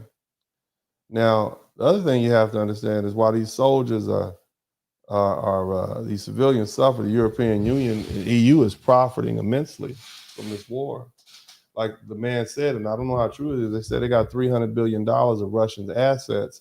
So they're using it, they're making money off of it, and interest and so on and so forth. And, you know, they want to seize more Russian asset to rebuild Ukraine, and that's going to be top of the list. So you see how this game is going? Huh? See, here's the thing. Despite the corruption surrounding the war, one undeniable fact remains true. Putin's goal is to dismantle Ukraine as an independent nation. It is absolutely the requirement for Russia's protection. That's why he violated the ceasefire in 2014. And he's going to continue his invasion until he's forced to stop.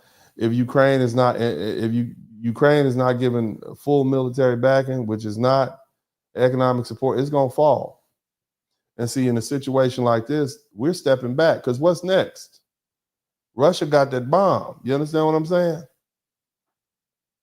Do we really want to go World War II, World War III for this cocaine smoking crackhead that want to keep fighting and stay in power? Do we really want to do that? Huh? You want to send your sons and daughters over there?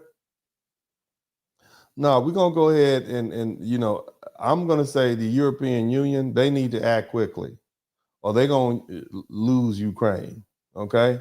The EU has the financial and military power to support Ukraine and do their very best to expel Russia.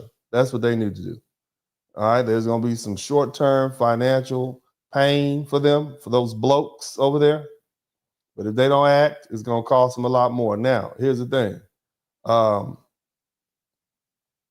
my people over here, right? And I'm sure there's going to be some people in the chat rooms going to say, oh, anyone who dares question this war, right? Suggesting peace or exposing the corruption, instantly attacked. Same thing with being a Donald Trump supporter. Even if this is the first time you voted for a president, you call a Russian agent, you're a Kremlin puppet, you're a traitor to democracy. But the question is, who's the real traitors? We having free speech. I'm telling people, these are the facts. It's not even me telling, I'm just pointing out to you so you can make an educated decision, okay? You got Zelenskyy trying to cling to power, trying to avoid elections, trying to force citizens into battle, running across the world begging, okay? Ask for money. You got the Ukrainian government literally snatching young men off the street who are unwilling to fight, okay? But they're allowing rich people to bribe themselves out of it. You got the EU who profits from war, hoarding Russian assets while they're pretending to support Ukraine, probably just giving them the interest on the money that they didn't kept. But anybody who questions this war is silenced or branded a traitor. And when Donald Trump says he wants to stop the war, you see all these people putting up a fuss. You need to look at those people and examine, why would you not want to stop the war? Meanwhile, the average Ukrainian and the Russians are suffering and the world's on edge and we're closer to basically, our lives are dependent on the decisions of a crackhead. I just want y'all to understand that, okay? That's Zelenskyy, old hot pants Zelenskyy has got our lives because he don't want to sign the doggone contract. You understand me? So again, I need you to understand where Putin is coming from, okay? So according to the Ukrainian president, Volodymyr Zelenskyy, aka Hot Pants, if Ukraine falls, the NATO itself is at risk. And he warns that Putin won't stop at Ukraine and his ambitions extend to the rest of Europe. I don't know about all that. I think actually they just want, well, let me say it like this. If the U.S. withdraws from NATO, right, which is what Trump wants to do, you got these Democrats saying, oh, no, he doesn't want to support our allies. No, he does not want to send our American men and women overseas or be forced to do something like that because some crackhead decides that he doesn't want to lay down his arms and go back to his boyfriend, okay, Vladimir Putin. That's what's going on. Trump is like, nah, we're not going to drag me into that. That's not what I want my legacy to be. All right, now Zelenskyy is suggesting that Putin is counting on America to pull out or refuse to support NATO. And President Trump has repeatedly criticized NATO and argued that the European members don't contribute enough to the defense spending. And Trump has raised the spending target from 2% to 5%, which most NATO members can't meet. And that's going to give him a reason to say, we out because y'all not paying your fair share and we can save face. We didn't breach the contract. We let them breach the contract of not keeping up with the payment so we can fall back and let them deal with this. You see that? That's master game right there. He just basically gaslit all of, well, I'm out because y'all not paying y'all bills. So we're going to leave. And that allows us to stay over here in the United States and deal with our own issues, rebuild our roads, and let them sort that out. Europe has been fighting each other for thousands of years. Why do we need to get involved in that? You see? It's still going to be the same land and the same people. Okay, so if the U.S. leaves NATO or refuses to support militarily, then Putin is going to have a much easier time with his influence in Europe, of course. But we all right with that. We ain't tripping on Putin. He don't bother us. We don't bother him. Now, if Putin succeeds in the Ukraine, he's probably going to target these former Soviet states like the Baltic states, Estonia, Latvia, Lithuania, and they have large Russian-speaking populations in there anyway. He's also going to go after Georgia, Kazakhstan, probably. And this is, as he previously suggested, they should be part of Russia again, too. And his ultimate goal could be just to test NATO's willingness to defend its members and exploiting divisions among these European nations. That's what's going on. It's like y'all not going to do nothing. You see what I'm saying? Because we got that H-bomb. You see? You see?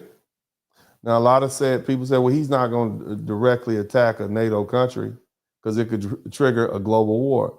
But if NATO is divided and unprepared and missing U.S. support, he might take that risk, especially if he believes NATO lacks political will to respond.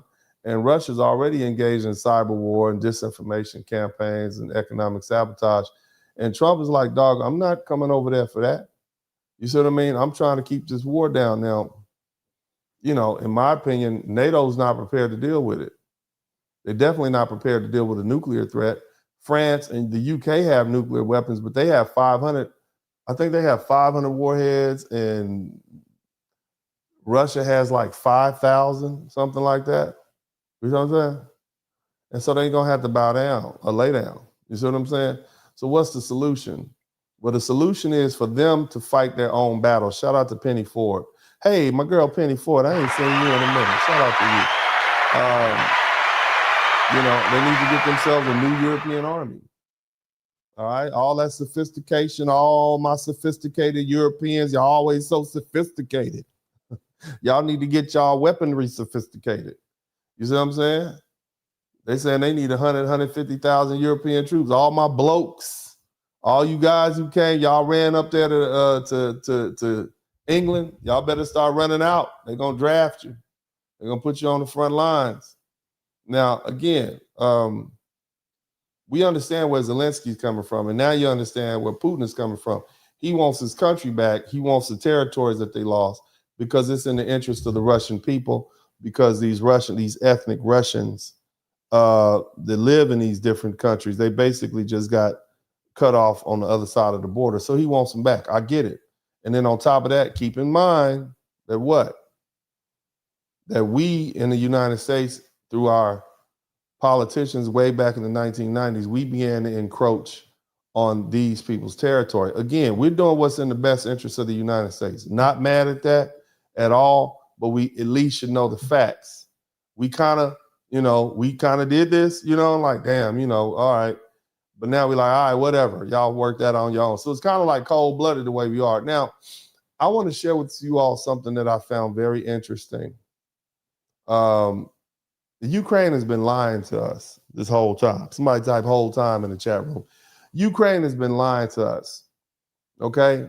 Not only is Ukraine filled up with far-right Yahtzees, but it's also been dishonest to the United States. If you look, and there's a guy named Tucker Carlson, and I know y'all have probably heard him. You remember in this video, let me see if I can find it, where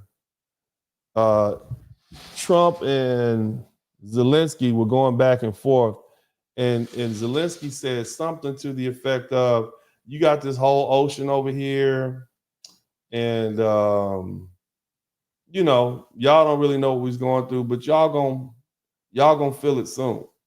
Did y'all hear that? Now, the other day on Friday when I talked, I'm like, that's hater talk. That means you want something bad to happen to us. You see what I'm saying? Like, y'all remember that little aspect of the conversation? Yeah, y'all live over here, but some bad. And then Trump said, you don't know what's gonna happen to us. You don't know what's going on over here. You don't even know. You can't say that for sure. You guys remember that? Y'all remember when he said that? So now, come to find out, come to find out, and Tucker Carlson posted this up, and I'm gonna read this this tweet that Tucker Carlson put up. And I'm read it. It says one of the most striking things about yesterday's. He posted this up Saturday. One of the most striking things about Zelensky's press conference was Lindsey Graham's reaction to it. The two are old friends, but Graham disavowed him within the hour. And this, because remember, Lindsey Graham has been to Ukraine like 8-9 times. You know what I'm saying? They got some good-looking women over there. I understand why. Nevertheless, he's been over there about 8-9 times. So of course he's probably treated like a dignitary when he comes. And Lindsey Graham is a senator, and he was saying it was scapegoating. And he said this was more than just transactional disloyalty. It was scapegoating. Lindsey Graham knows what's coming. Over the past 3 years, with the tacit support of its Western patrons, the Ukrainian government has committed a remarkable number of serious crimes. The Ukrainians sold huge quantities of American weapons on the international black market for 27 cents on the dollar. Did y'all hear that? This is what he's saying. These weapons are now in the hands of armed groups around the world, including Hamas, the Mexican drug cartel, and forces now controlling Syria. Did you hear that? So these same weapons that we've been sending over here for him to fight the Russians, they've been selling them on the black market to the drug cartel down in Mexico. How did they get so high tech? You understand what I'm saying? How did Hamas get so high tech where they can invade Israel like that? You understand what I mean? The other thing he said, which is very concerning, he said, God knows what the Ukrainians have done with the pathogens in American biolabs in their country.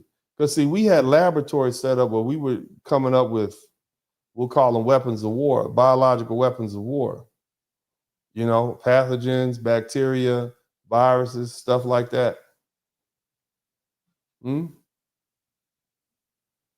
U.S. intel agencies aren't sure. The Ukrainians have also unalived a number of people in various countries in political assassinations and tried to unalive others, including American journalists and European heads of state. This is all true. Shout out to Sharaya. And it's all going to come out at some point. Better start blaming it on Zelenskyy now. You understand what's going on? Y'all, yeah, my man say a little, Shauna said a little Wuhan lab. Yeah.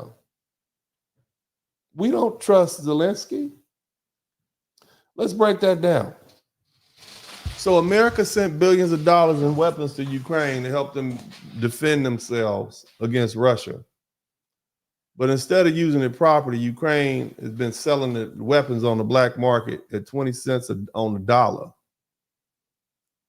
And it's been going to terrorist groups like Hamas and the Mexican drug cartel and Syrian militias, people that try to hurt us. And this means guns, missiles, military equipment we pay for. So our guys, shout out to the U.S. military, shout out to all our people on the border. We are literally going to have to defend against our own weapons.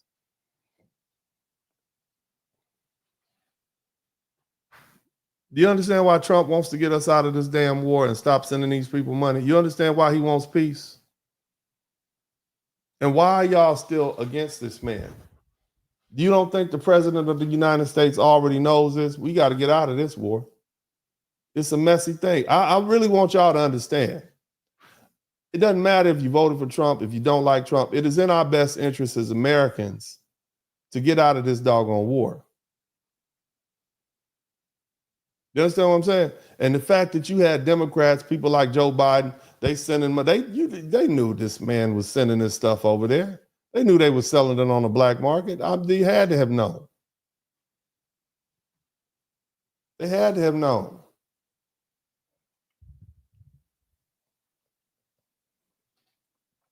You got the Mexican government down there talking about where all these U.S. arms coming from. They buying them over in Ukraine and bringing them to Mexico. By the shipload, apparently. That's where they're coming from. And you got the Mexican government trying to sue these gun manufacturers. Shout out to Alicia. They trying to sue these gun manufacturers in the United States. You need to be suing Ukraine, selling 20 cents on the dollar. Our U.S. intelligence agencies, as inept as they are, they can't find the stuff from the biological research labs. You don't know what the hell these people have been creating over there. So what are the implications? Look, if Tucker Carlson's recent claims on this tweet are accurate, then Ukraine has been selling weapons on the black market. This should be nothing less than alarming. You understand? You got Mexican drug cartel with weapons grade military designed to fight and kill Russian soldiers. That means they have advanced operational capabilities. That's going to lead to increased violence and instability in the region. It's already plagued by crime. See what I'm saying? The other thing is, this is a credibility issue. This is what's going on. Who wants to be aligned with us if this is what we're doing with our weapons? I want to know what politicians had anything to do with this. Because we're looking at, it's got some domestic ramifications. Wait till the American public finds out. And you know Trump is going to tell it. Trump is going to tell it. Elon is going to tell it. Somebody's going to tell it. Pam Bondi is going to tell it. You see? This is where we are now. Not only the economic concerns, but the legal and ethic concerns, the escalation of conflicts, it's all bad. And this is where we are. Bottom line is, fam. You see what I'm saying? This is where we are. And so now when we look at this meeting in the White House between Donald Trump and Vladimir Zelenskyy, which everybody's trying to make Donald Trump out to be the bad guy, this is what this man already knew was going on. If I know, you know the president knows, right? It's supposed to be just a simple signing ceremony, but it turned into a major political disaster, all because Zelenskyy miscalculated and he lost the backing of the United States. Press conference got shut down. The deal was never signed. Zelenskyy got put out the White House. And now you even have Zelensky's hot pants Zelenskyy. His nation is divided. They want to impeach him now. They should. You got European leaders saying, "Oh, come on, man. You know, we'll give you a little money, but you got to go back." Here's the thing. Nothing happens in this world without the United States. Let me break down our power. And shout out to the good old USA. I don't care what you say. We're going to do what's in our best interest. I'm just saying. Okay? We got to represent our side. There's no peace without the United States. The United States controls 25% of the global economy. We hold the world's reserve currency. We got the strongest military than the next 10 countries combined. And everybody knows it. See, without American leadership, wars drag on, peace deals fail, and global stability is at risk. Look what happened after we had one weak president that was senile. Whole world fell apart.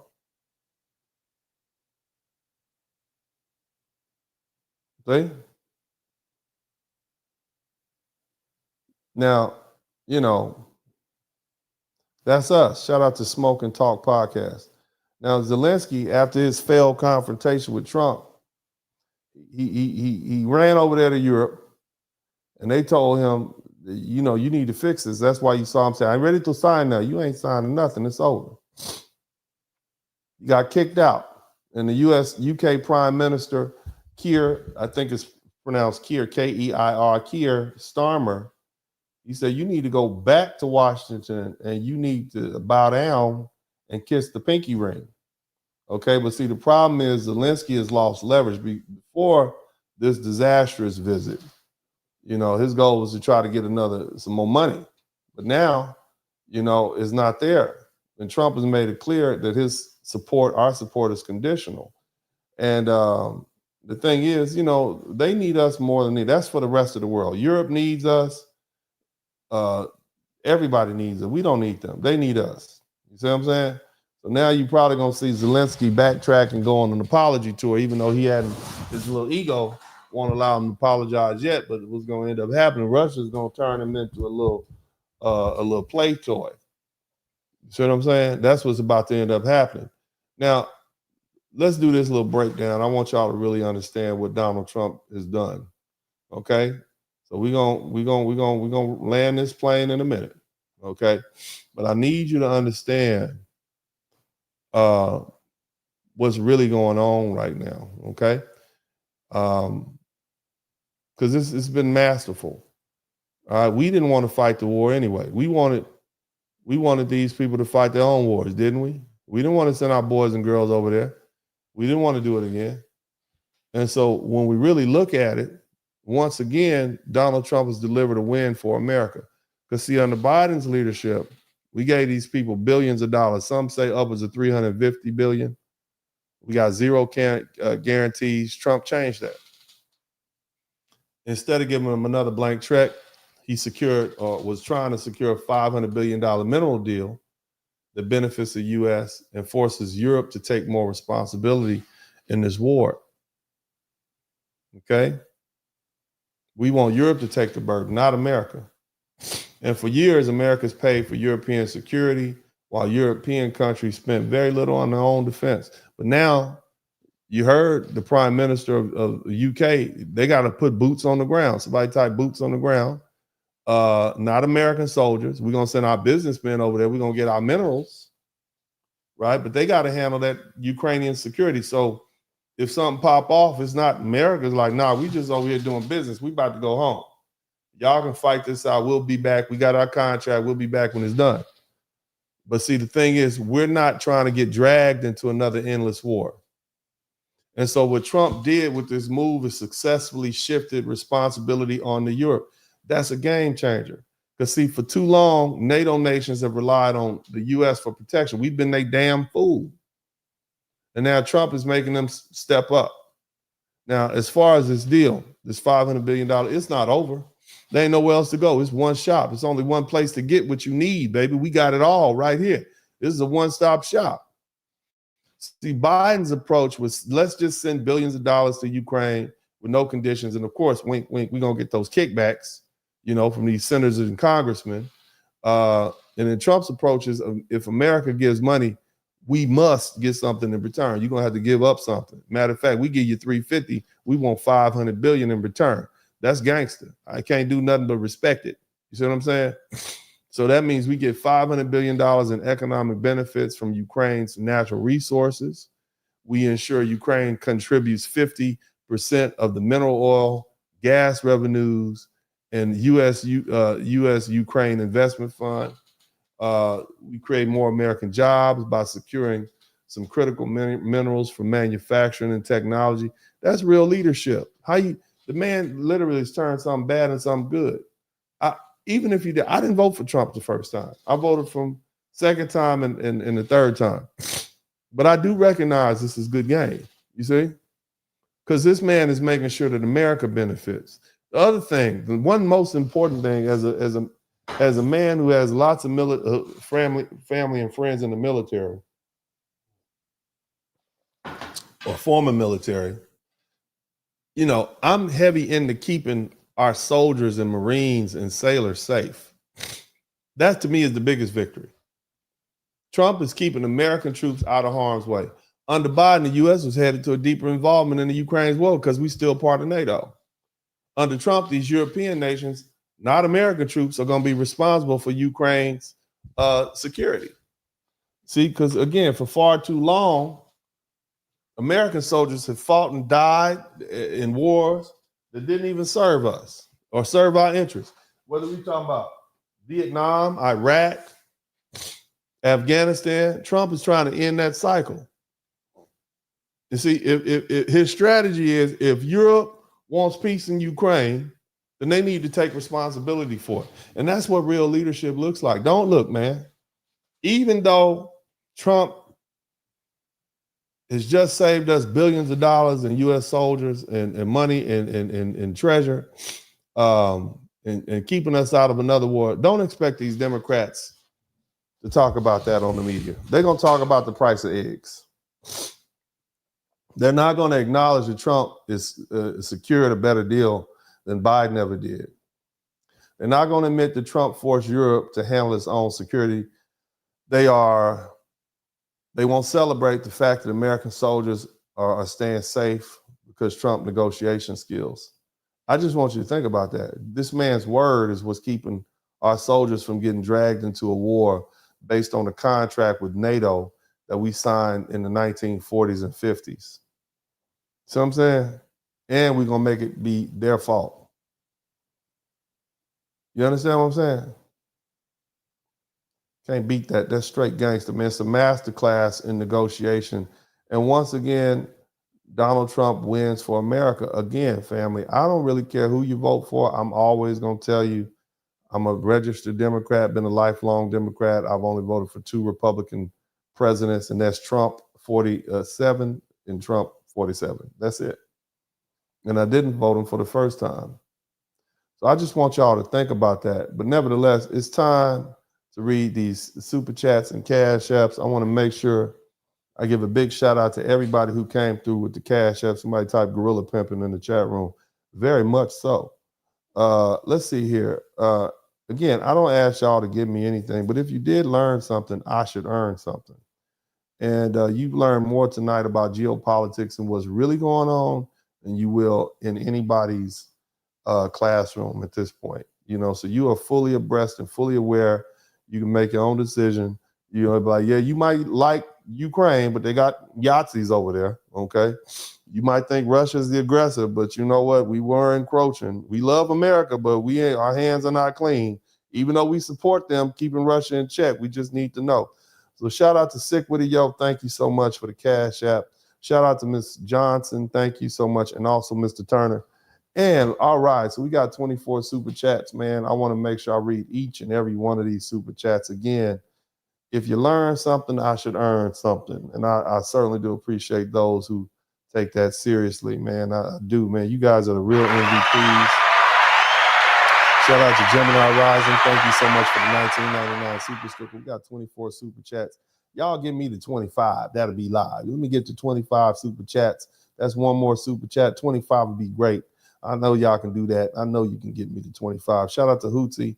Only if you learn something, though. I'm not here begging nobody for no money. But I know I work hard to make sure I deliver these messages and whatnot.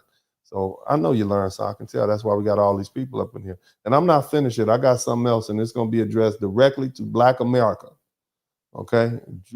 Directly to my foundational Black American brothers and sisters. So y'all hang in there. But Hootie said January 20th, March 3rd. Less than 60, Uncle D, he's a king pimping it to eliminate the simping. Shout out to LTD. Thank you so much for the $2.99 super sticker. Tobert dropping some Dusty Dollar. Hey, man, we need these Dusty. All my Dusty folk up in the chat room. Thank you so much. Wanda Rogers, thank you. Wanda Rogers, thank you again. D-Med, thank you so much, family, for the super sticker. Tame Chaos says, somebody typed the sophisticated blacks in the chat room. Yeah, this is a sophisticated conversation. Everybody can handle this type of smoke. And it is too much for them to ride on. Shout out to Keisha Miles. Good looking out. Martell Prayer. Great show, Uncle D. Go ahead and keep cooking with that hot grease, that hot fish grease. Yes, sir. LTD said Zelensky's pride caused a huge error. That was, sir, it wasn't pride. Okay, I'm trying to tell y'all that was cocaine. That's what caused the problem. Okay, cocaine is a hell of a drug. A great American philosopher once said that. Okay. Named Rick James. Look him up, okay? Rickamus Jamemus, all right? He said cocaine is a hell of a drug. That's what's going on. Just kidding, man. But LTD said, and shout out to, we got another one came through, Mr. Baker. Thank you for the cash out. Zelensky's pride caused a huge error by biting the hand to feed him his nation's survival for the last few years. Why would America need to capitulate to a nation that needs us to survive? Right, good point. That's too much common sense, brother. Shout out to thank you so much, LTIQ. We got 26 super chat. Maybe we can get to 30. Give me 4 more super chats. We'll be at 30, but only if you learn something. Don't give me anything for free. TIQ is Trump is 6'3", Vance is 6'2", Zelenskyy is 5'7". Zelenskyy is acting like a little, family friendly. Yep, that's right. Let's keep it family friendly. And that's represent, bro, all the best. Thank you so much. Also, Big Easy said, thank you for your last broadcast. I came from entertainment and messed around and got educated. Yeah, that's what we do out here, man. Shout out to everybody who's learning something, man. That makes me proud. Where's the love correlation of the willing? The EU said that back in 2001 when the U.S. wanted to invade Iraq. EU don't want war smoke. They don't want to deal with Russia. Russia will beat the bejesus off these people, man. Where is the love? LOL, my bad. Meant to say coalition of the willing. Thank you so much. Liliana, thank you. Welcome to the membership. And thank you for the gift of membership that you gave. Hey, y'all make sure y'all become members. We still got 26 super chats. Maybe we can get to 20, 30 before I get to the bottom. We'll see what happens. TIQ has never get high off Hunter Biden supply. Boy, you ugly for that. You ugly. That's true. You don't know what that's laced with. You got all kind of bacteria in his powder. But anyway, Blue Bag and said, what's wrong with a little booger sugar? You messy, man. My man Blue Baggins also said, Ukraine is the second largest country in Europe and full of natural minerals. It's always about the money. Yes, it is. Yes, it is. Follow the money. Shout out to Miss Penny Ford. They only want what is in opposition to President Trump, even if they take out their own country in the process. Trump derangement is real. That's crazy. Yeah, that's really a problem. Oh, man, we still got 26 super chats. Well, maybe we can get to 30. We'll see what y'all do. That's 4 more. Maybe I'll get 4 more super chats. Aisha, Hope 47 comes back to the platinum plan for black men. That's what's up. Yeah, we'll see. Smoke and talk. Good evening, everyone. Salute to Dennis Sperling. Corey Smith, $5 super sticker. Bernard Harrell, thank you so much. All right, we got 26 super chats. We got 26. That's the lick. We could have got 27, 28, 29, or 30, but I guess y'all didn't hear me when I was up here teaching. But nevertheless, anyway, I want to show my great appreciation for everybody who contributed to the super chat. I appreciate you for acknowledging that you learned something. That makes me very proud. That's what keeps me going, because as long as the Most High is using me to transfer his wisdom, then I'm doing my job. So thank you all so much for contributing to the super chat and the cash app. I appreciate you guys. We got a little time. Y'all might be able to get me to 30 before I finish. But in the meantime, family, I want Black America to wake up. Okay? This is it. Okay? Shout out to Corey Smith and shout out to CA04. Yeah, y'all getting me updated, man. We moving along. But let me not lose my train of thought. So we don't have any more excuses. We don't need to do this blind loyalty. No more voting against our own best interests just to prove a point. Okay? Black America, especially my foundational Black Americans, we need to get our minds together right now. Either we stand with our president and hope he succeeds so that America succeeds, which means we succeed, or we admit the ugly truth. And that is some of us just want to see our country fail. But let me be clear. If America fails, we fail. We have nowhere else to go. I'm talking specifically to my foundational Black American brothers and sisters, of which there are, 40 million of us? Does Africa want 40 million foundational Black Americans relocating to Africa? Do you think that's what can they even handle that? What about my passport bros? Do you think some of y'all might be able to go? It'll be fun. But you think South America, Central America, or the Caribbean wants 43 foundational Black Americans? They already say we don't have any culture. You think they want us down there? Do you think Asia, with all its billions of people, do you think they want 43 million foundational Black Americans relocating to one of those countries in Asia or anything? No, they don't. They don't. So what do? What we do is we accept reality. This is our homeland, the United States of America. This is what we fought for.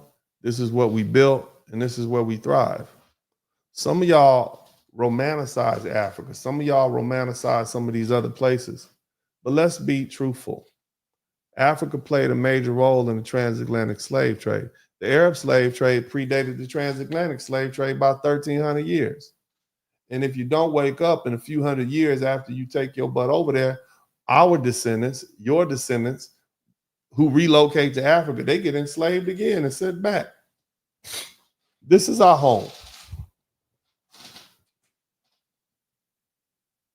And whether you like it or not, you can visit Africa, you can have homes in other countries, but at the end of the day, you are an American. Shout out to Seaworthy. Shout out to everybody who contributed to the Super Chat. You are an American. You're a foundational Black American. And we're 43 million strong. And America's all we got. See, the problem with America right now is weak leadership. And weak leadership does not just cause problems, it invites predators. And guess what? When predators attack, it's your children who will be put on the front lines to fight wars that could have been avoided. It's not a game. This is about life and death. Had we picked another Democrat, had we picked collard greens in the tub, Kamala, it'd have been like throwing blood in the water for sharks or dropping raw meat into the middle of a prairie full of lions and vultures and leopards. This is how the world works. Strong nations survive, weak nations get devoured, just like you see Ukraine getting devoured. See, the thing about Donald Trump, like him or not, he does not signal weakness. He might signal arrogance, he might signal bully, he might offend you, but he does not signal weakness. And that's what a lot of Black people respect about him. In fact, the whole world knows it. And instead of being afraid of strength, and let's just embrace it. Instead of hating America, be grateful that America is finally projecting our power again.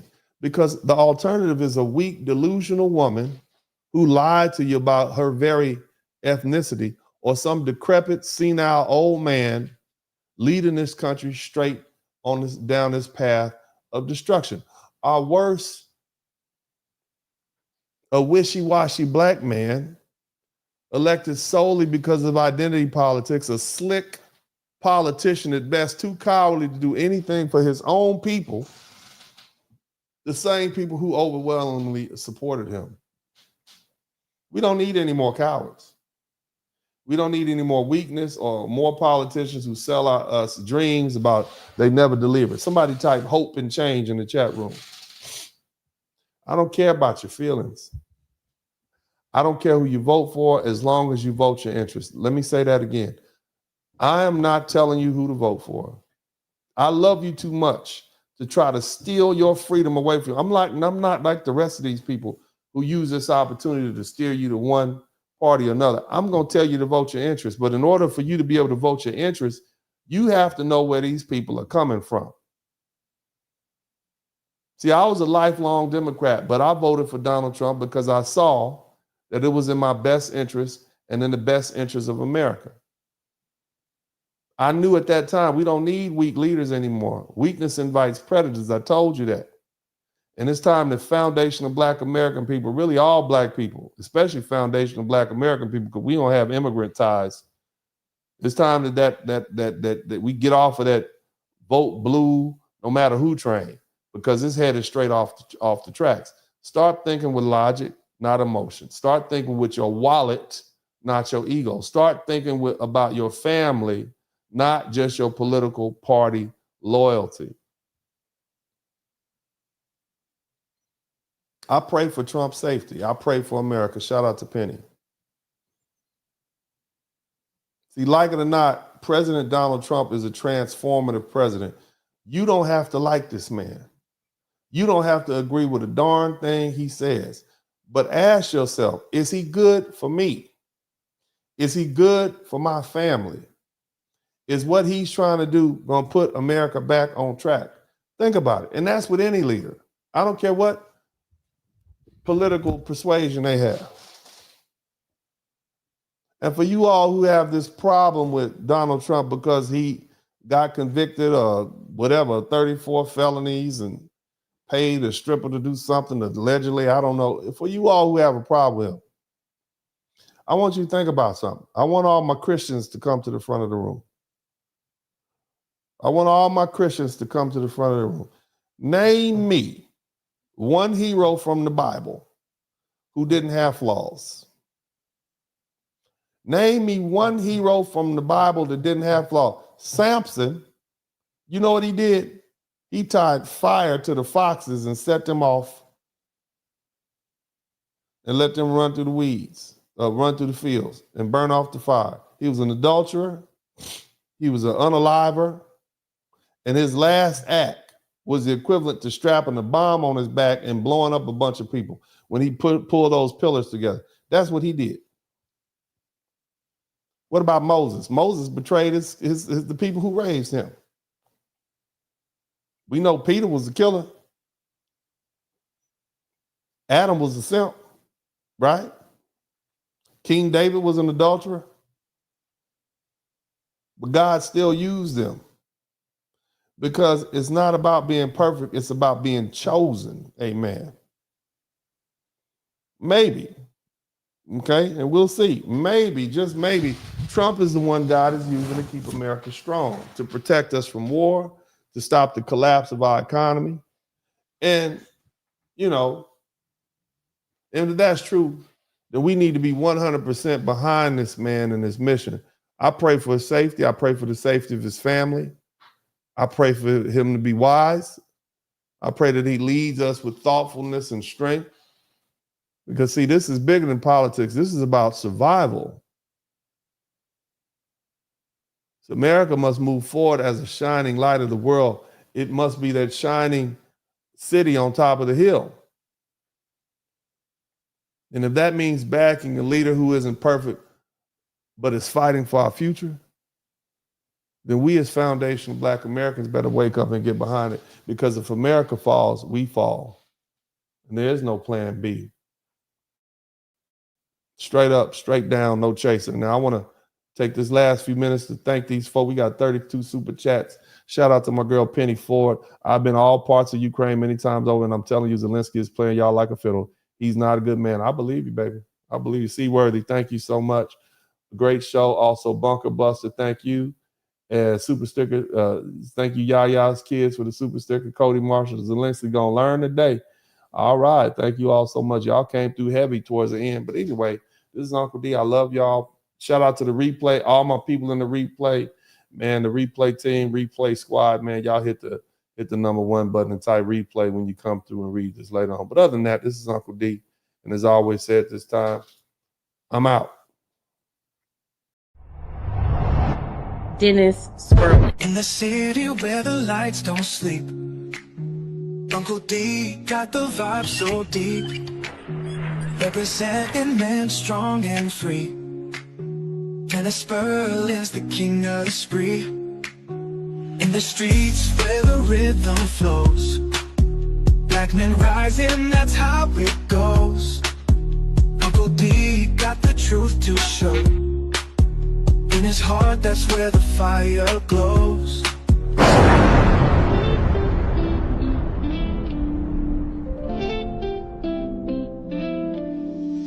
Late night tuning, light up the stream. Dennis Squirrel, wisdom gleam. Voices whisper truth and insight. In his podcast, feel the light. Harmony in every word. Truth and laughter you've heard. That's all right. Wave after wave of smooth delight. Dennis brings the dark to light. That's the blizzard, baby. Share the tales unfold. The stories born like morning gold. Feeling the wisdom inside. Subscribing like time after time. Black men, I want to salute you. Your incarceration rate is down. The education rate is up. We up. We went from, we are doing great for ourselves. So you should salute yourself. Shout out to all the brothers out there, whether you're a truck driver or engineer, whether you're an electrician or garbage man, a doctor, a lawyer, if you a hard-working brother, if you fresh out the penitentiary, but you on your grind and you doing it legal and you trying to make amends for yourself, man, I salute you too, brothers.